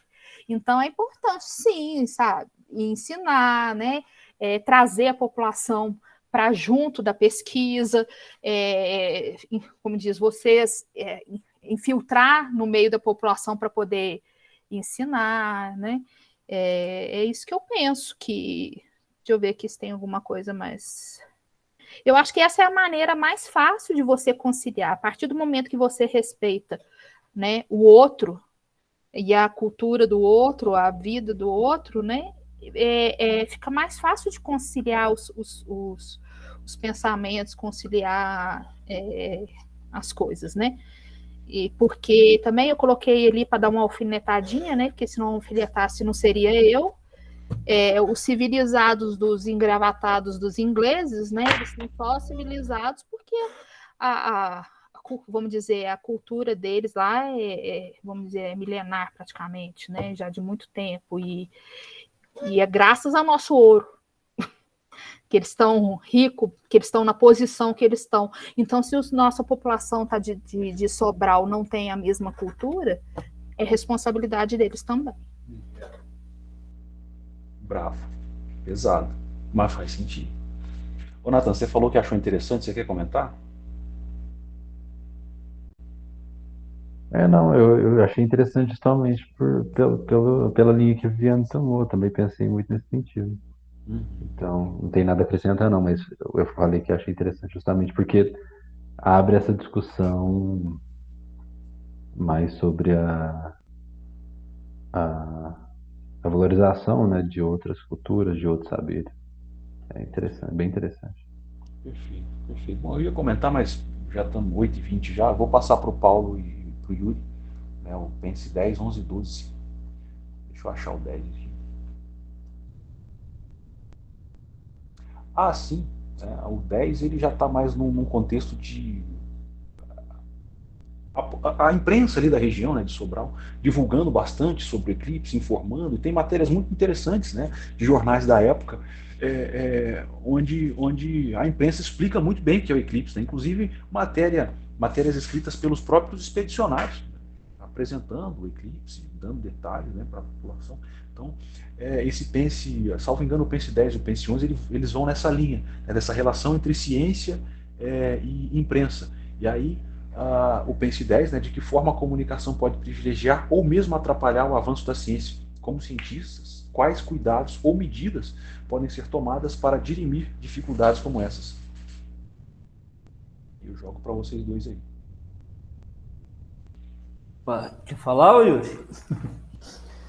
Pode começar, eu complemento caso falte alguma coisa. Então, nossa resposta sim foi mais no sentido assim, pode ajudar e pode atrapalhar, né? A gente colocou como exemplo lá uma boa utilização dos meios de comunicação, porque de fato é o que tem grande alcance aí, né? Alcançar o maior número de pessoas. Você precisa da imprensa, você precisa da internet, né, para poder divulgar boa informação. Só que esse mesmo... Eu fiquei um pouco confuso assim, em relação à pergunta, porque fala dos cuidados que o cientista tem que ter, mas o problema maior que eu vejo mais é na imprensa, mesmo que é a mesma imprensa que divulga uma notícia interessante a respeito de ciência, algo que esteja acontecendo e tal, chama alguém para poder falar sobre o assunto.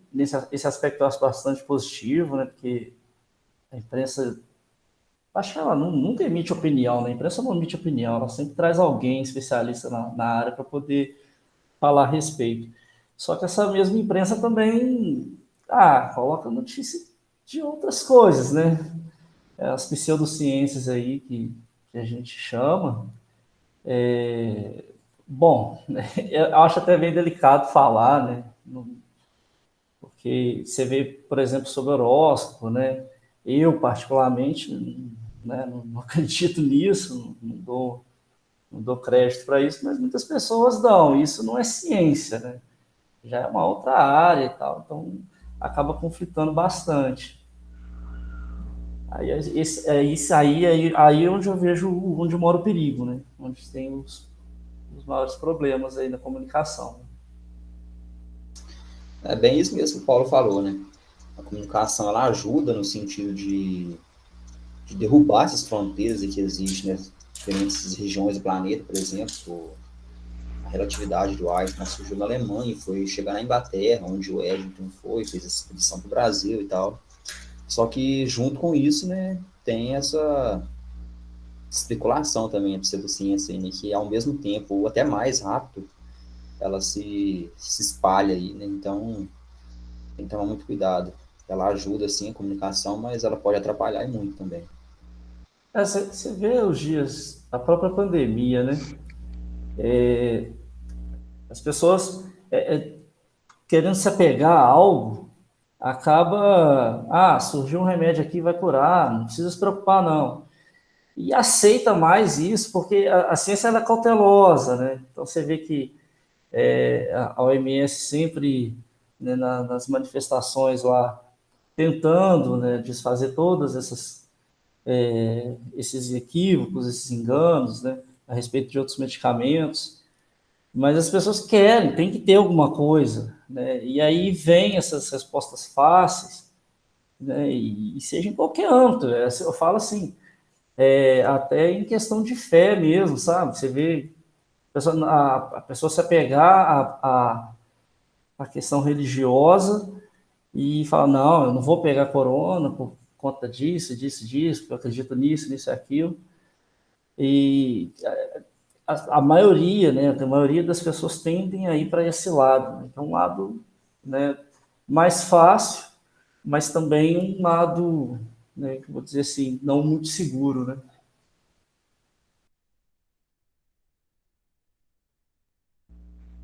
Legal, legal.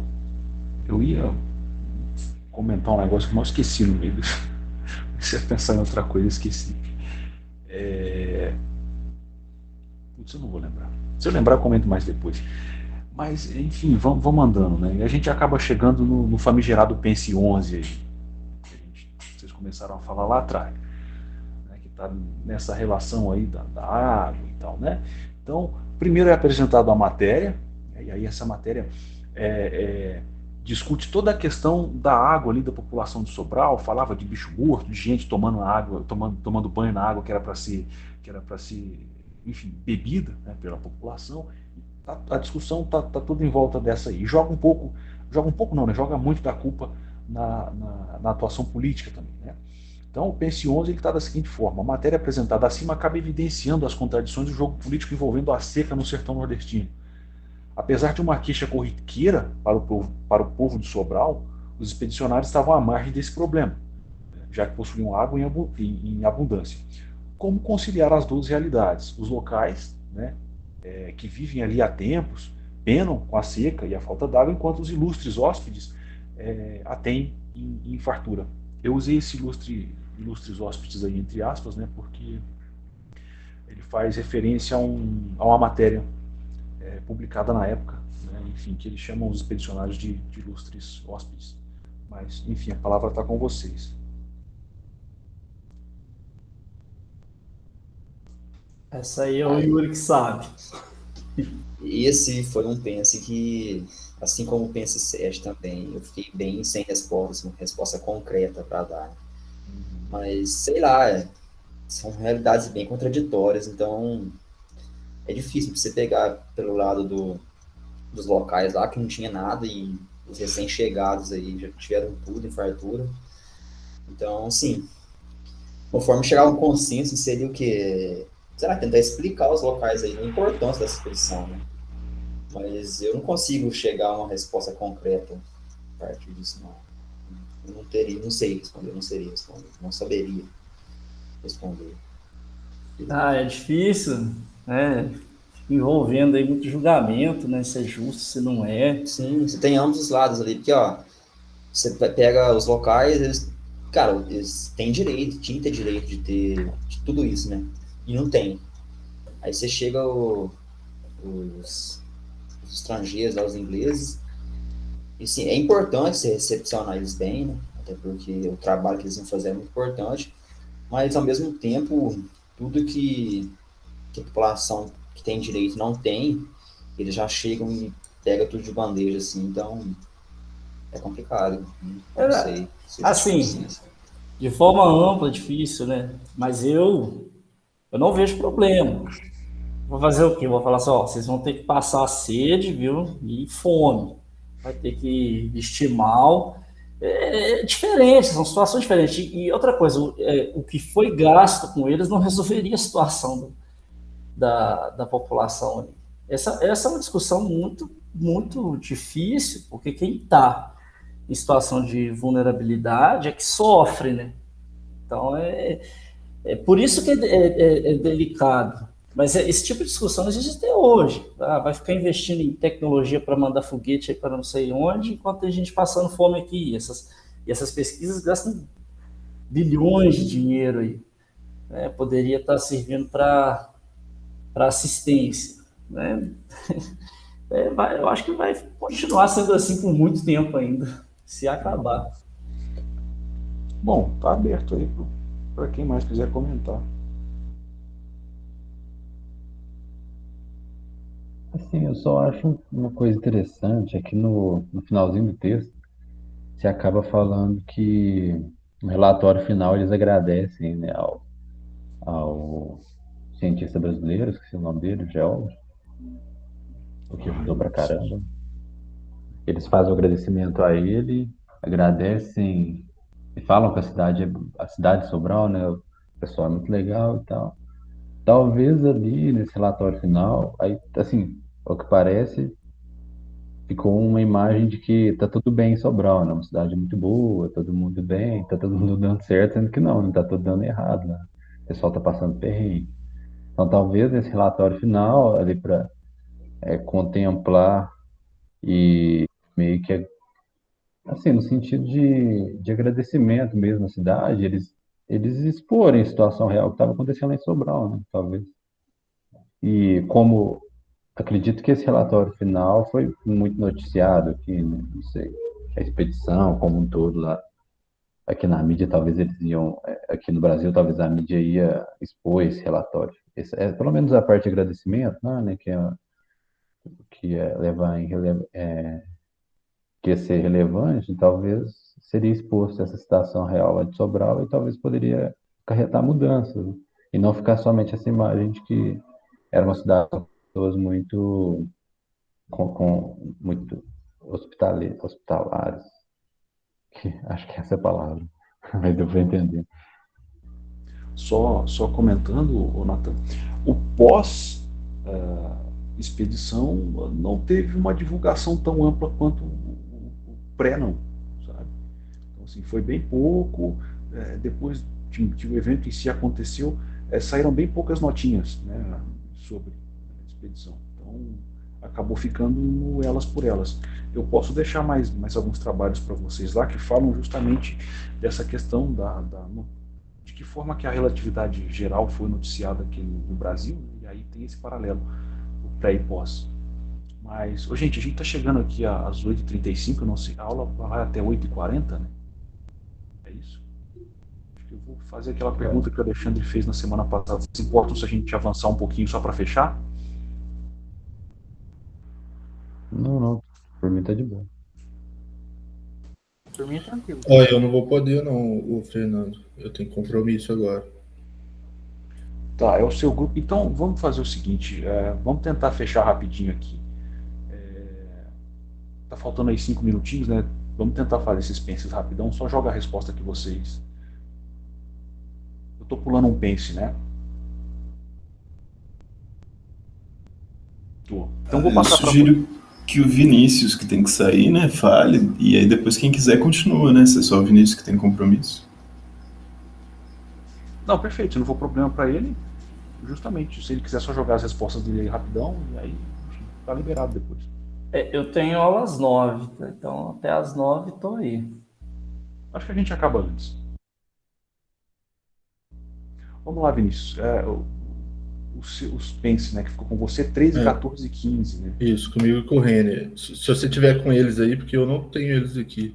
Se você Tá, quiser então, ler eles aí. o 13 ele tá da seguinte forma, né? Como lidar com a influência de fatores externos na execução de experimentos científicos, né? De que forma eles podem beneficiar ou prejudicar a sua execução. Eu vou até evitar de contextualizar para... E seria o pense 13. Você tem a resposta aí? Você quer ler ela ou pode comentar? Deixa eu ver aqui. O 13 e o 14 a gente teve muita dificuldade, a gente ficou com muita dúvida.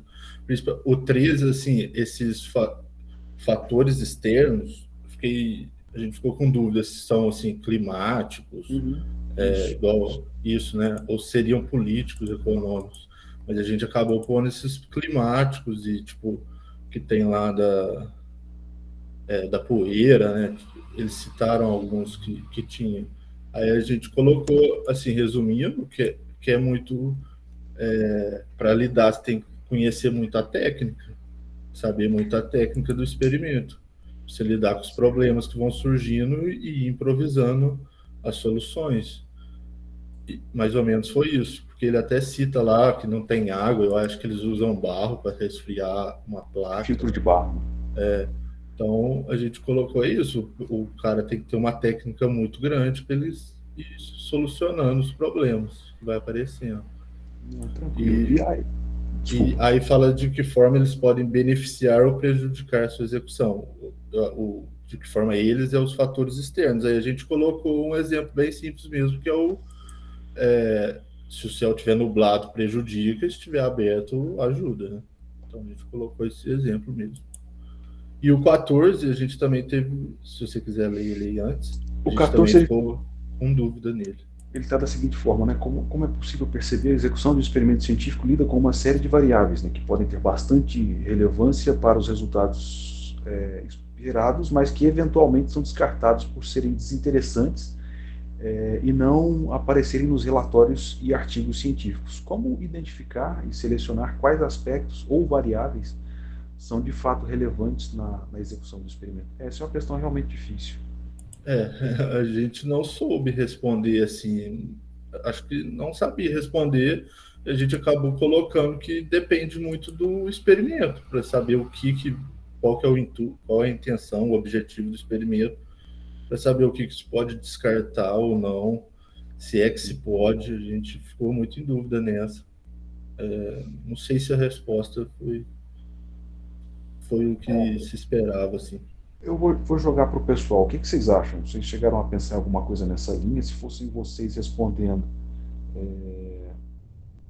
diante dessa. Como assim? Como é que eu seleciono e como é que eu defino quais aspectos ou variáveis são relevantes na execução do meu experimento? O que eu tenho que pensar, né, quando eu vou executar esse experimento?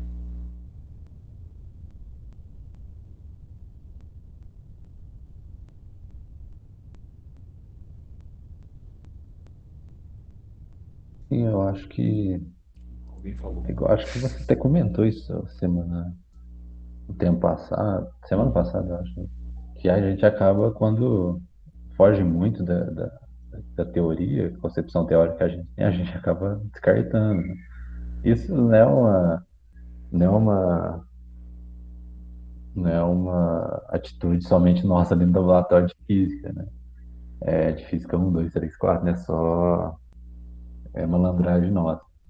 Lá no, por exemplo, experimentos de física de partículas, o pessoal tira vários, eles chamam background, né? Que é colisões que não importa mesmo, né? Para aquilo que se precisa medir, né? Então, você tem que eliminar dados, principalmente experimentos de partículas são milhões de interações, então se você não eliminar, vira uma loucura, né? Então, acho que a concepção teórica que você tem antes é muito importante, que acho que vai um pouco do que o Vinícius falou, né?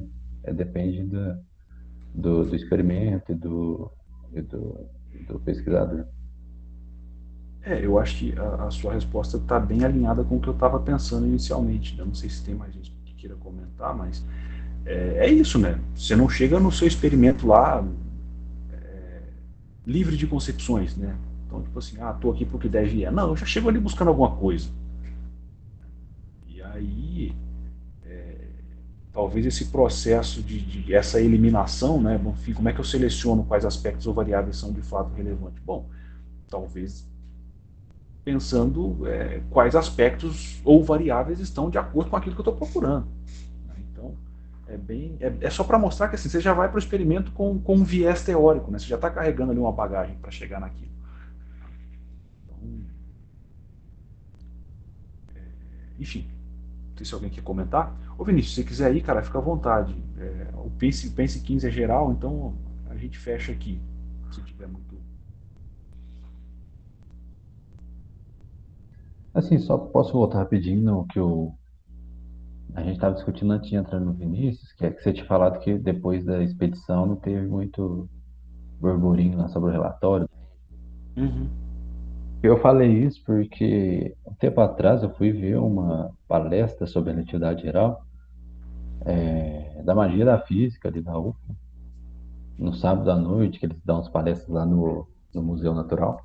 Aí eles comentaram, o professor, acho que era Nogales, ele comentou sobre a expedição em Sobral e tal. Só que aí uma coisa que eu não sabia até ler o seu texto, né, é desse contexto social de Sobral da época, que também me comentou, né? Então acho que isso aí valida um pouco sua fala, né? Que não teve muita. Tirando o fato de que houve um experimento lá em Sobral, não teve muito além disso, né? Sobre a cidade e tal. Uhum. Isso aí, você deve ter escutado o Alexandre falar demais desse tipo de situação, né? Que é aquela história que está evidenciando os vencedores, né? Então, assim, você está interessado no resultado também e no experimento que deu certo, né? Você não olhou para aquilo que está acontecendo no entorno e como é que você chegou naquela situação, né? Então, os vários percalços, né? Então, muito provavelmente é o que o Nogales deve ter feito lá, né? Então, ele apresentou a expedição como sendo um sucesso. Mas, enfim, sei lá, até que esse sucesso acontecesse, né, que a gente chegasse lá, relatividade geral, temos uma evidência experimental aqui. Pô, precisou morrer muita gente na guerra, precisou o cara ser preso, precisou você pegar dinheiro emprestado com a empresa, sabe? Então, assim, o processo é complexo, é longo. Então, só para retornar no Pense 12, o Pense 12, de novo, né, ele está lidando também com essa relação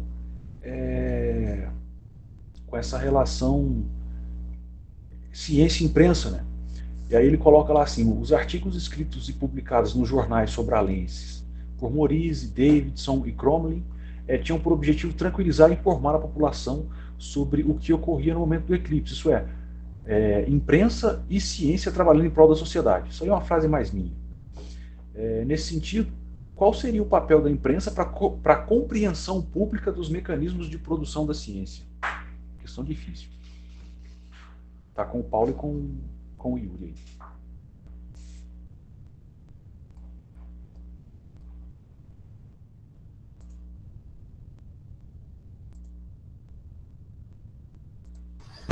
Acho que ela deve informar, né, a população aí sobre os meios de produção da ciência, né, a aplicabilidade dela, mas no geral isso mesmo, informar tudo isso. Vocês responderam aqui, informar a população sobre os meios de produção, funcionalidade e aplicabilidade da ciência, derrubando os mitos e pseudociências. Vocês querem acrescentar alguma coisa?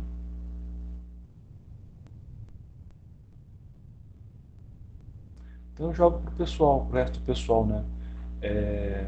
Pensando nesse caso de Sobral, ou de uma forma geral, né? A gente não precisa ficar preso nele. Então, assim, qual seria o papel da imprensa para a compreensão pública dos mecanismos de produção da ciência, né? Enfim, como é que a ciência mostra, como é que a imprensa mostra como é que se faz ciência? Qual seria a importância disso? É mais ou menos por aí que está essa pergunta.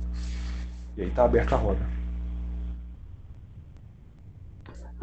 Eu acho que tá muito. Entra no que você falou, um pouco sobre essa questão dos.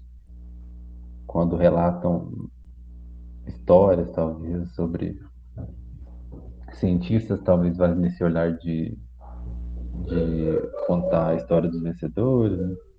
Tem a questão da publicação que acaba, da divulgação por parte da mídia que acaba atrapalhando, informando de maneira inadequada, né? Quando tem uma supervisão dos cientistas mesmo. E tem, que é o caso, acho que foi até o Alexandre, não sei se ele colocou, foi lá no Classroom nosso, dessa disciplina passada, que ele colocou a matéria que um cientista comenta sobre a partícula de Deus no Estadão, alguma coisa assim. Acho que o Alexandre pode falar melhor sobre isso. Foi no curso de História, o Mário Novello comentando o LHC, né, que para justificar os bilhões todos que eles gastaram no LHC, os cientistas acabaram inventando esse papo de partículas de Deus, mas aí era o Mário Novello, cosmólogo, bem crítico à cosmologia padrão, né, falando que isso aí é uma forçação de barra, que não tem uma relação tão grande assim entre os bilhões que se gastam e as supostas avanços que eles, quando eles vão pedir dinheiro na agência de financiamento, os cientistas em geral douram demais a pílula, né? Colocam aquela coisa que prometem mundos e fundos, que cada centavo gasto pelo cidadão vai valer muito a pena e que você sempre tem que receber mais dinheiro.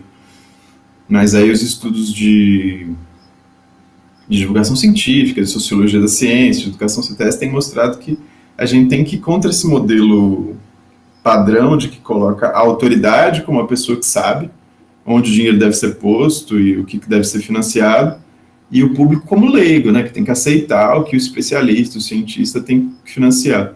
Aí esse exemplo do Mário Novello é bacana para ver isso, né, de que esse negócio de partícula de Deus era uma forçação de barra, e que, na verdade, a maior parte do que se estuda lá na LHC tinha interesse puramente teórico, né. A maior parte das pesquisas em cosmologia envolvendo LHC não tem aplicação prática nenhuma, então era mais peça de propaganda mesmo, nessa coisa de partículas de Deus, era um pouco de manipulação mesmo das massas, das pessoas que não entendem muito de física teórica, para eles aceitarem gastar uma grana absurda que foi gasta nesses aceleradores. Esse é um exemplo que pode-se usar a mídia, né, de uma maneira adequada, né, para criticar esse comportamento dentro da ciência. Agora, um comportamento inadequado, a meu ver, foi quando a gente estudou um pouco sobre como o Gamow conseguiu fazer prevalecer a,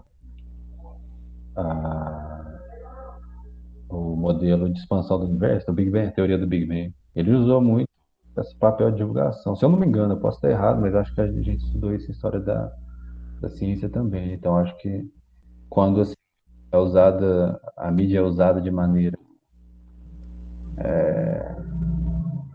meio distorcida, aí pode ser um problema.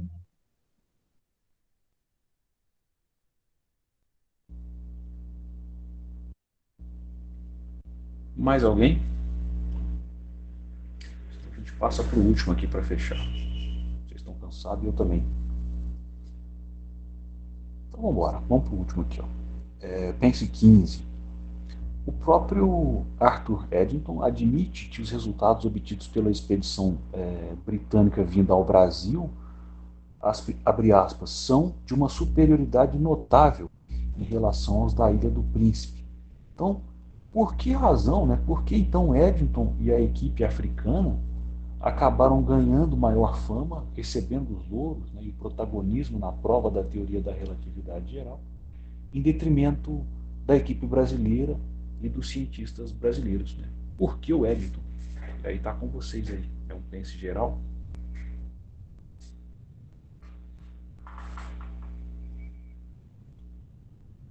Quem falou pouco aí hoje? Deixa eu ver. Guilherme, Paulo, Yuri.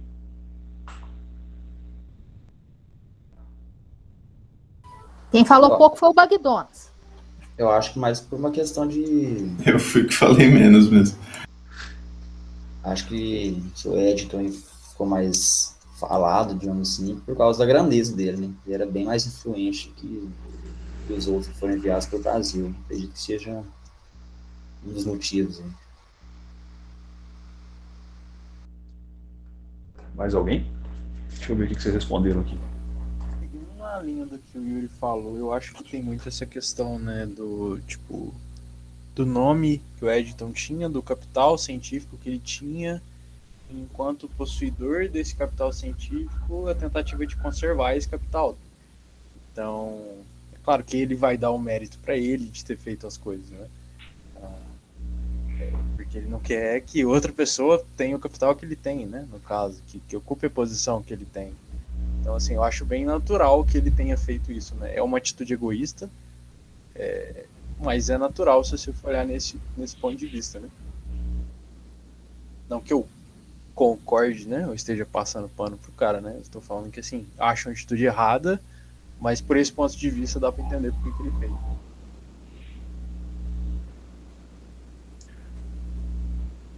Mais alguém? Paulo, Guilherme, Júlio, Viviane.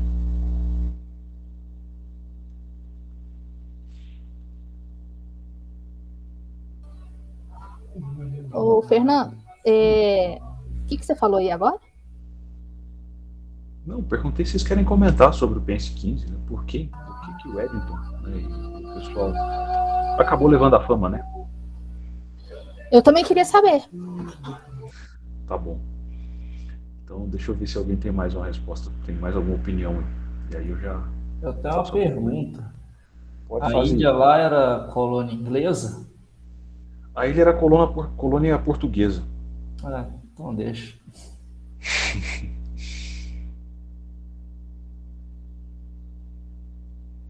Então, essa questão está posta aí é justamente para que se pudesse levantar uma discussão. É que não existe fechado, né, assim, uma definição de por que é que ele levou os louros. Né? Acho que não tem trabalho muito nessa linha, né, que realmente bata o martelo com relação a isso. O professor, se eu não me engano, o professor Ildeu de Castro Moreira, ele fez esse questionamento uma vez numa apresentação que ele fez lá na USP, né, e aí eu fiquei incomodado com isso, né? Então, assim, era um negócio que ele estava trabalhando na época, né? Então, assim, ele tinha só suspeitas, né? E aí eu pensando um pouco a respeito disso também, e aí contrapondo um pouco o que o Vinícius falou, né? Eu não sei nem, Vinícius, se ele levou os louros, né, a fama toda, de forma intencional, tentando puxar a brasa para a sardinha dele. Isso talvez possa ter acontecido justamente por uma posição política, no sentido de que, bom, ele era um cara já que tinha nome, aí vai muito na linha que vocês comentaram, né? Ele já era um cara que tinha nome, ele estava à frente de um observatório grande, né, lá em Cambridge, na Inglaterra, né? Ele era o diretor daquele observatório, então ele tinha uma posição perante a sociedade, e aí acaba sendo natural que talvez ele, como diretor, sei lá, quando convocado a falar, né, quando chamado a se pronunciar, né, ele, enquanto diretor da instituição, fale. E aí, geralmente é o que acontece, né? Então, assim, sei lá, quando a gente vê um lançamento da SpaceX, por exemplo, ninguém vai lá perguntar ao carinha que estava apertando parafuso na SpaceX, né? Eles vão perguntar ao Elon Musk, né? E o Elon Musk, às vezes, por mais entusiasmado que ele seja com o negócio, ele está ali botando dinheiro, né? Então, assim, o Eddington, e aí talvez o Eddington vá muito nessa linha também, né? Claro, ele participou ativamente, né? Tem toda a questão que a gente viu aí, né? Mas eu vejo por essa questão, né? Por esse fato dele ser também o diretor do observatório, ter uma posição social já alta, e aí, enfim, ele acaba sendo a pessoa que mais fica em evidência, né? Mas eu tenho muitas dúvidas, viu, Vinícius, se foi de fato uma atitude egoísta, né? Se foi proposital isso, né? Então, assim, é uma posição que eu não tenho certeza, mas foi o que realmente aconteceu. Alexandre. Gente, entrando aí na brincadeira da Viviane, foi muito difícil ficar quieto nessa aula, viu? Porque a aula foi muito boa, tem um monte de tema legal e eu estou muito empolgado com a educação CTSA. Eu queria ter falado um monte de coisa e atrapalhado demais a aula do Fernando aí, mas eu consegui me controlar e ficar quietinho. Mas nessa questão do Edmonton, é legal a gente comparar com outros casos parecidos, e tem muitos, né? Aqui no Brasil, a gente tem sempre essa coisa de, não, fulano devia ter ganhado o prêmio Nobel. Em geral, as minorias, os pobres, as pessoas do terceiro mundo, as mulheres, os negros, estão sempre indo atrás de casos recentemente para mostrar de como a gente foi injustiçado, está sempre sendo injustiçado. A maior parte das vezes a gente tem razão, né? E foi realmente injustiçado, mas até às vezes a gente acaba exagerando. Nesse caso do Brasil, eu tendo a achar que nós brasileiros estamos exagerando um pouquinho, porque eu conheço, sei lá, uns 20 casos, sabe, de brasileiros que falam, meu Deus, a gente foi muito injustiçado, nosso papel devia ser maior e tal. Esse caso talvez o Edson realmente merecesse, né, o crédito, porque eu acho que a parte, mas aí acho que não, a gente meio que foge um pouco do nosso papel aqui, né? O nosso papel aqui é mais de entender o passado, ver o que a gente pode aprender, e não ficar discutindo sobre, como poderia ter sido, como seria, né, se o Edson não tivesse levado o crédito. Em geral, os historiadores tendem a ter essa postura, sabe? A gente não deve ficar julgando muito o passado. Mas vamos esquecer os historiadores um pouco e entrar nessa briga, vamos dizer, será que foi injusto ou não? E comparar com outros casos, né? Por exemplo, o César Lattes aconteceu basicamente a mesma coisa, só que o César Lattes teve muito mais participação do que os brasileiros, do que no caso do Edison e da expedição. Né? O César Lattes realmente fez contribuições teóricas importantes e ele foi completamente esquecido. Quem ganhou o Nobel foi um inglês. Aí tem sempre uma coisa, quem que financiou, quem teve a ideia, sei lá o que, foi um inglês, assim como o Edison. Tem um brasileiro lá que ajudou na parte mais mão na massa, e esse cara que ajudou mais na parte mão na massa nunca ganha crédito. Não, o César Lattes fez muito mais que mão na massa e ele não ganhou crédito nenhum. Quem ganhou o Nobel foi o Paulo. Com mulheres, acontece muito isso também. Esqueci o nome da moça lá dos pulsares. Ela foi super importante para a descoberta dos pulsares, a Jocelyn Bell. Ela é uma astrônoma, mulher e tal, tem toda a questão do preconceito com as mulheres. Ela fez quase todo o trabalho, mas quem ganhou o Nobel foi o orientador dela. Aí entra na mesma coisa, né? O orientador dela já tinha o projeto, já estava financiando, já tinha dado toda a ideia. Foi ela que fez lá o trabalho mão na massa, ficar mexendo lá no radiotelescópio. Ela que descobriu o pulsar, ela fez todo o trabalho mais braçal. Nem ela se diz injustiçada, assim, sabe, de não ter ganho o Nobel. Ela acha que o orientador dela tinha que ganhar o Nobel mesmo. Mas, ela fez o trabalho todo. Ela tinha que ter ganhado muito mais reconhecimento do que ela realmente ganhou na época. E o fato dela ter sido mulher, com certeza, influenciou muito esse fato, né, de que a fama foi toda para o orientador dela e não para ela. Então vai nesse sentido que eu falei, que sempre assim, os brasileiros, os negros, os pobres, tal, os oprimidos do mundo sempre se lascam, e é até um conhecimento quase consensual, assim, em sociologia da ciência, de que os poderosos sempre ganham mais poder, e poder concentra poder, né? Então, você pegar o Einstein, ele se meteu em quase tudo, o Einstein, o Bohr, né, essas grandes pessoas, em cada área que ele ia se metendo, ele ofuscava todo mundo que estava ao redor ali. Então, o Einstein não foi tão importante assim, quanto parece. Na verdade, ele foi importante, mas em todo lugar que ele punha a mão, parece que ele descobria novas coisas, fazia muita coisa, porque é o efeito, né, de que o cara poderoso concentra poder, então só dele entrar num novo campo, ele acaba sendo importante, ganha o mérito por um monte de coisa ali que ele não fez sozinho.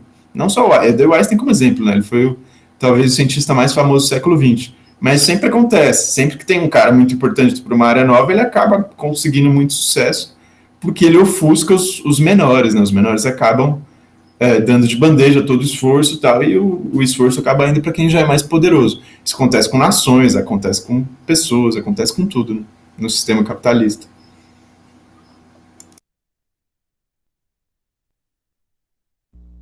Tá vendo?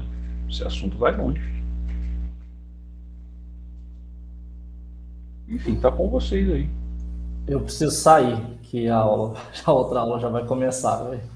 Vai lá, Paulo, fica à vontade, já tá encerrando já. Ô, Fernando, obrigado, viu? Valeu, obrigado a vocês, cara. Valeu da mesmo. atividade aí. Boa noite para vocês. Valeu. Gente, então eu acho que é isso, né? Eu não sei se o Alexandre quer comentar mais alguma coisa, não sei se vocês querem comentar mais alguma coisa, mas eu acho que em princípio é isso. Acho que tem muita coisa aí para pensar. Acho que vocês ajudaram até demais da conta. Vai dar muito trabalho. Mas enfim. É isso, gente. Eu não, gente. Só dar parabéns para todo mundo, que a aula foi muito boa.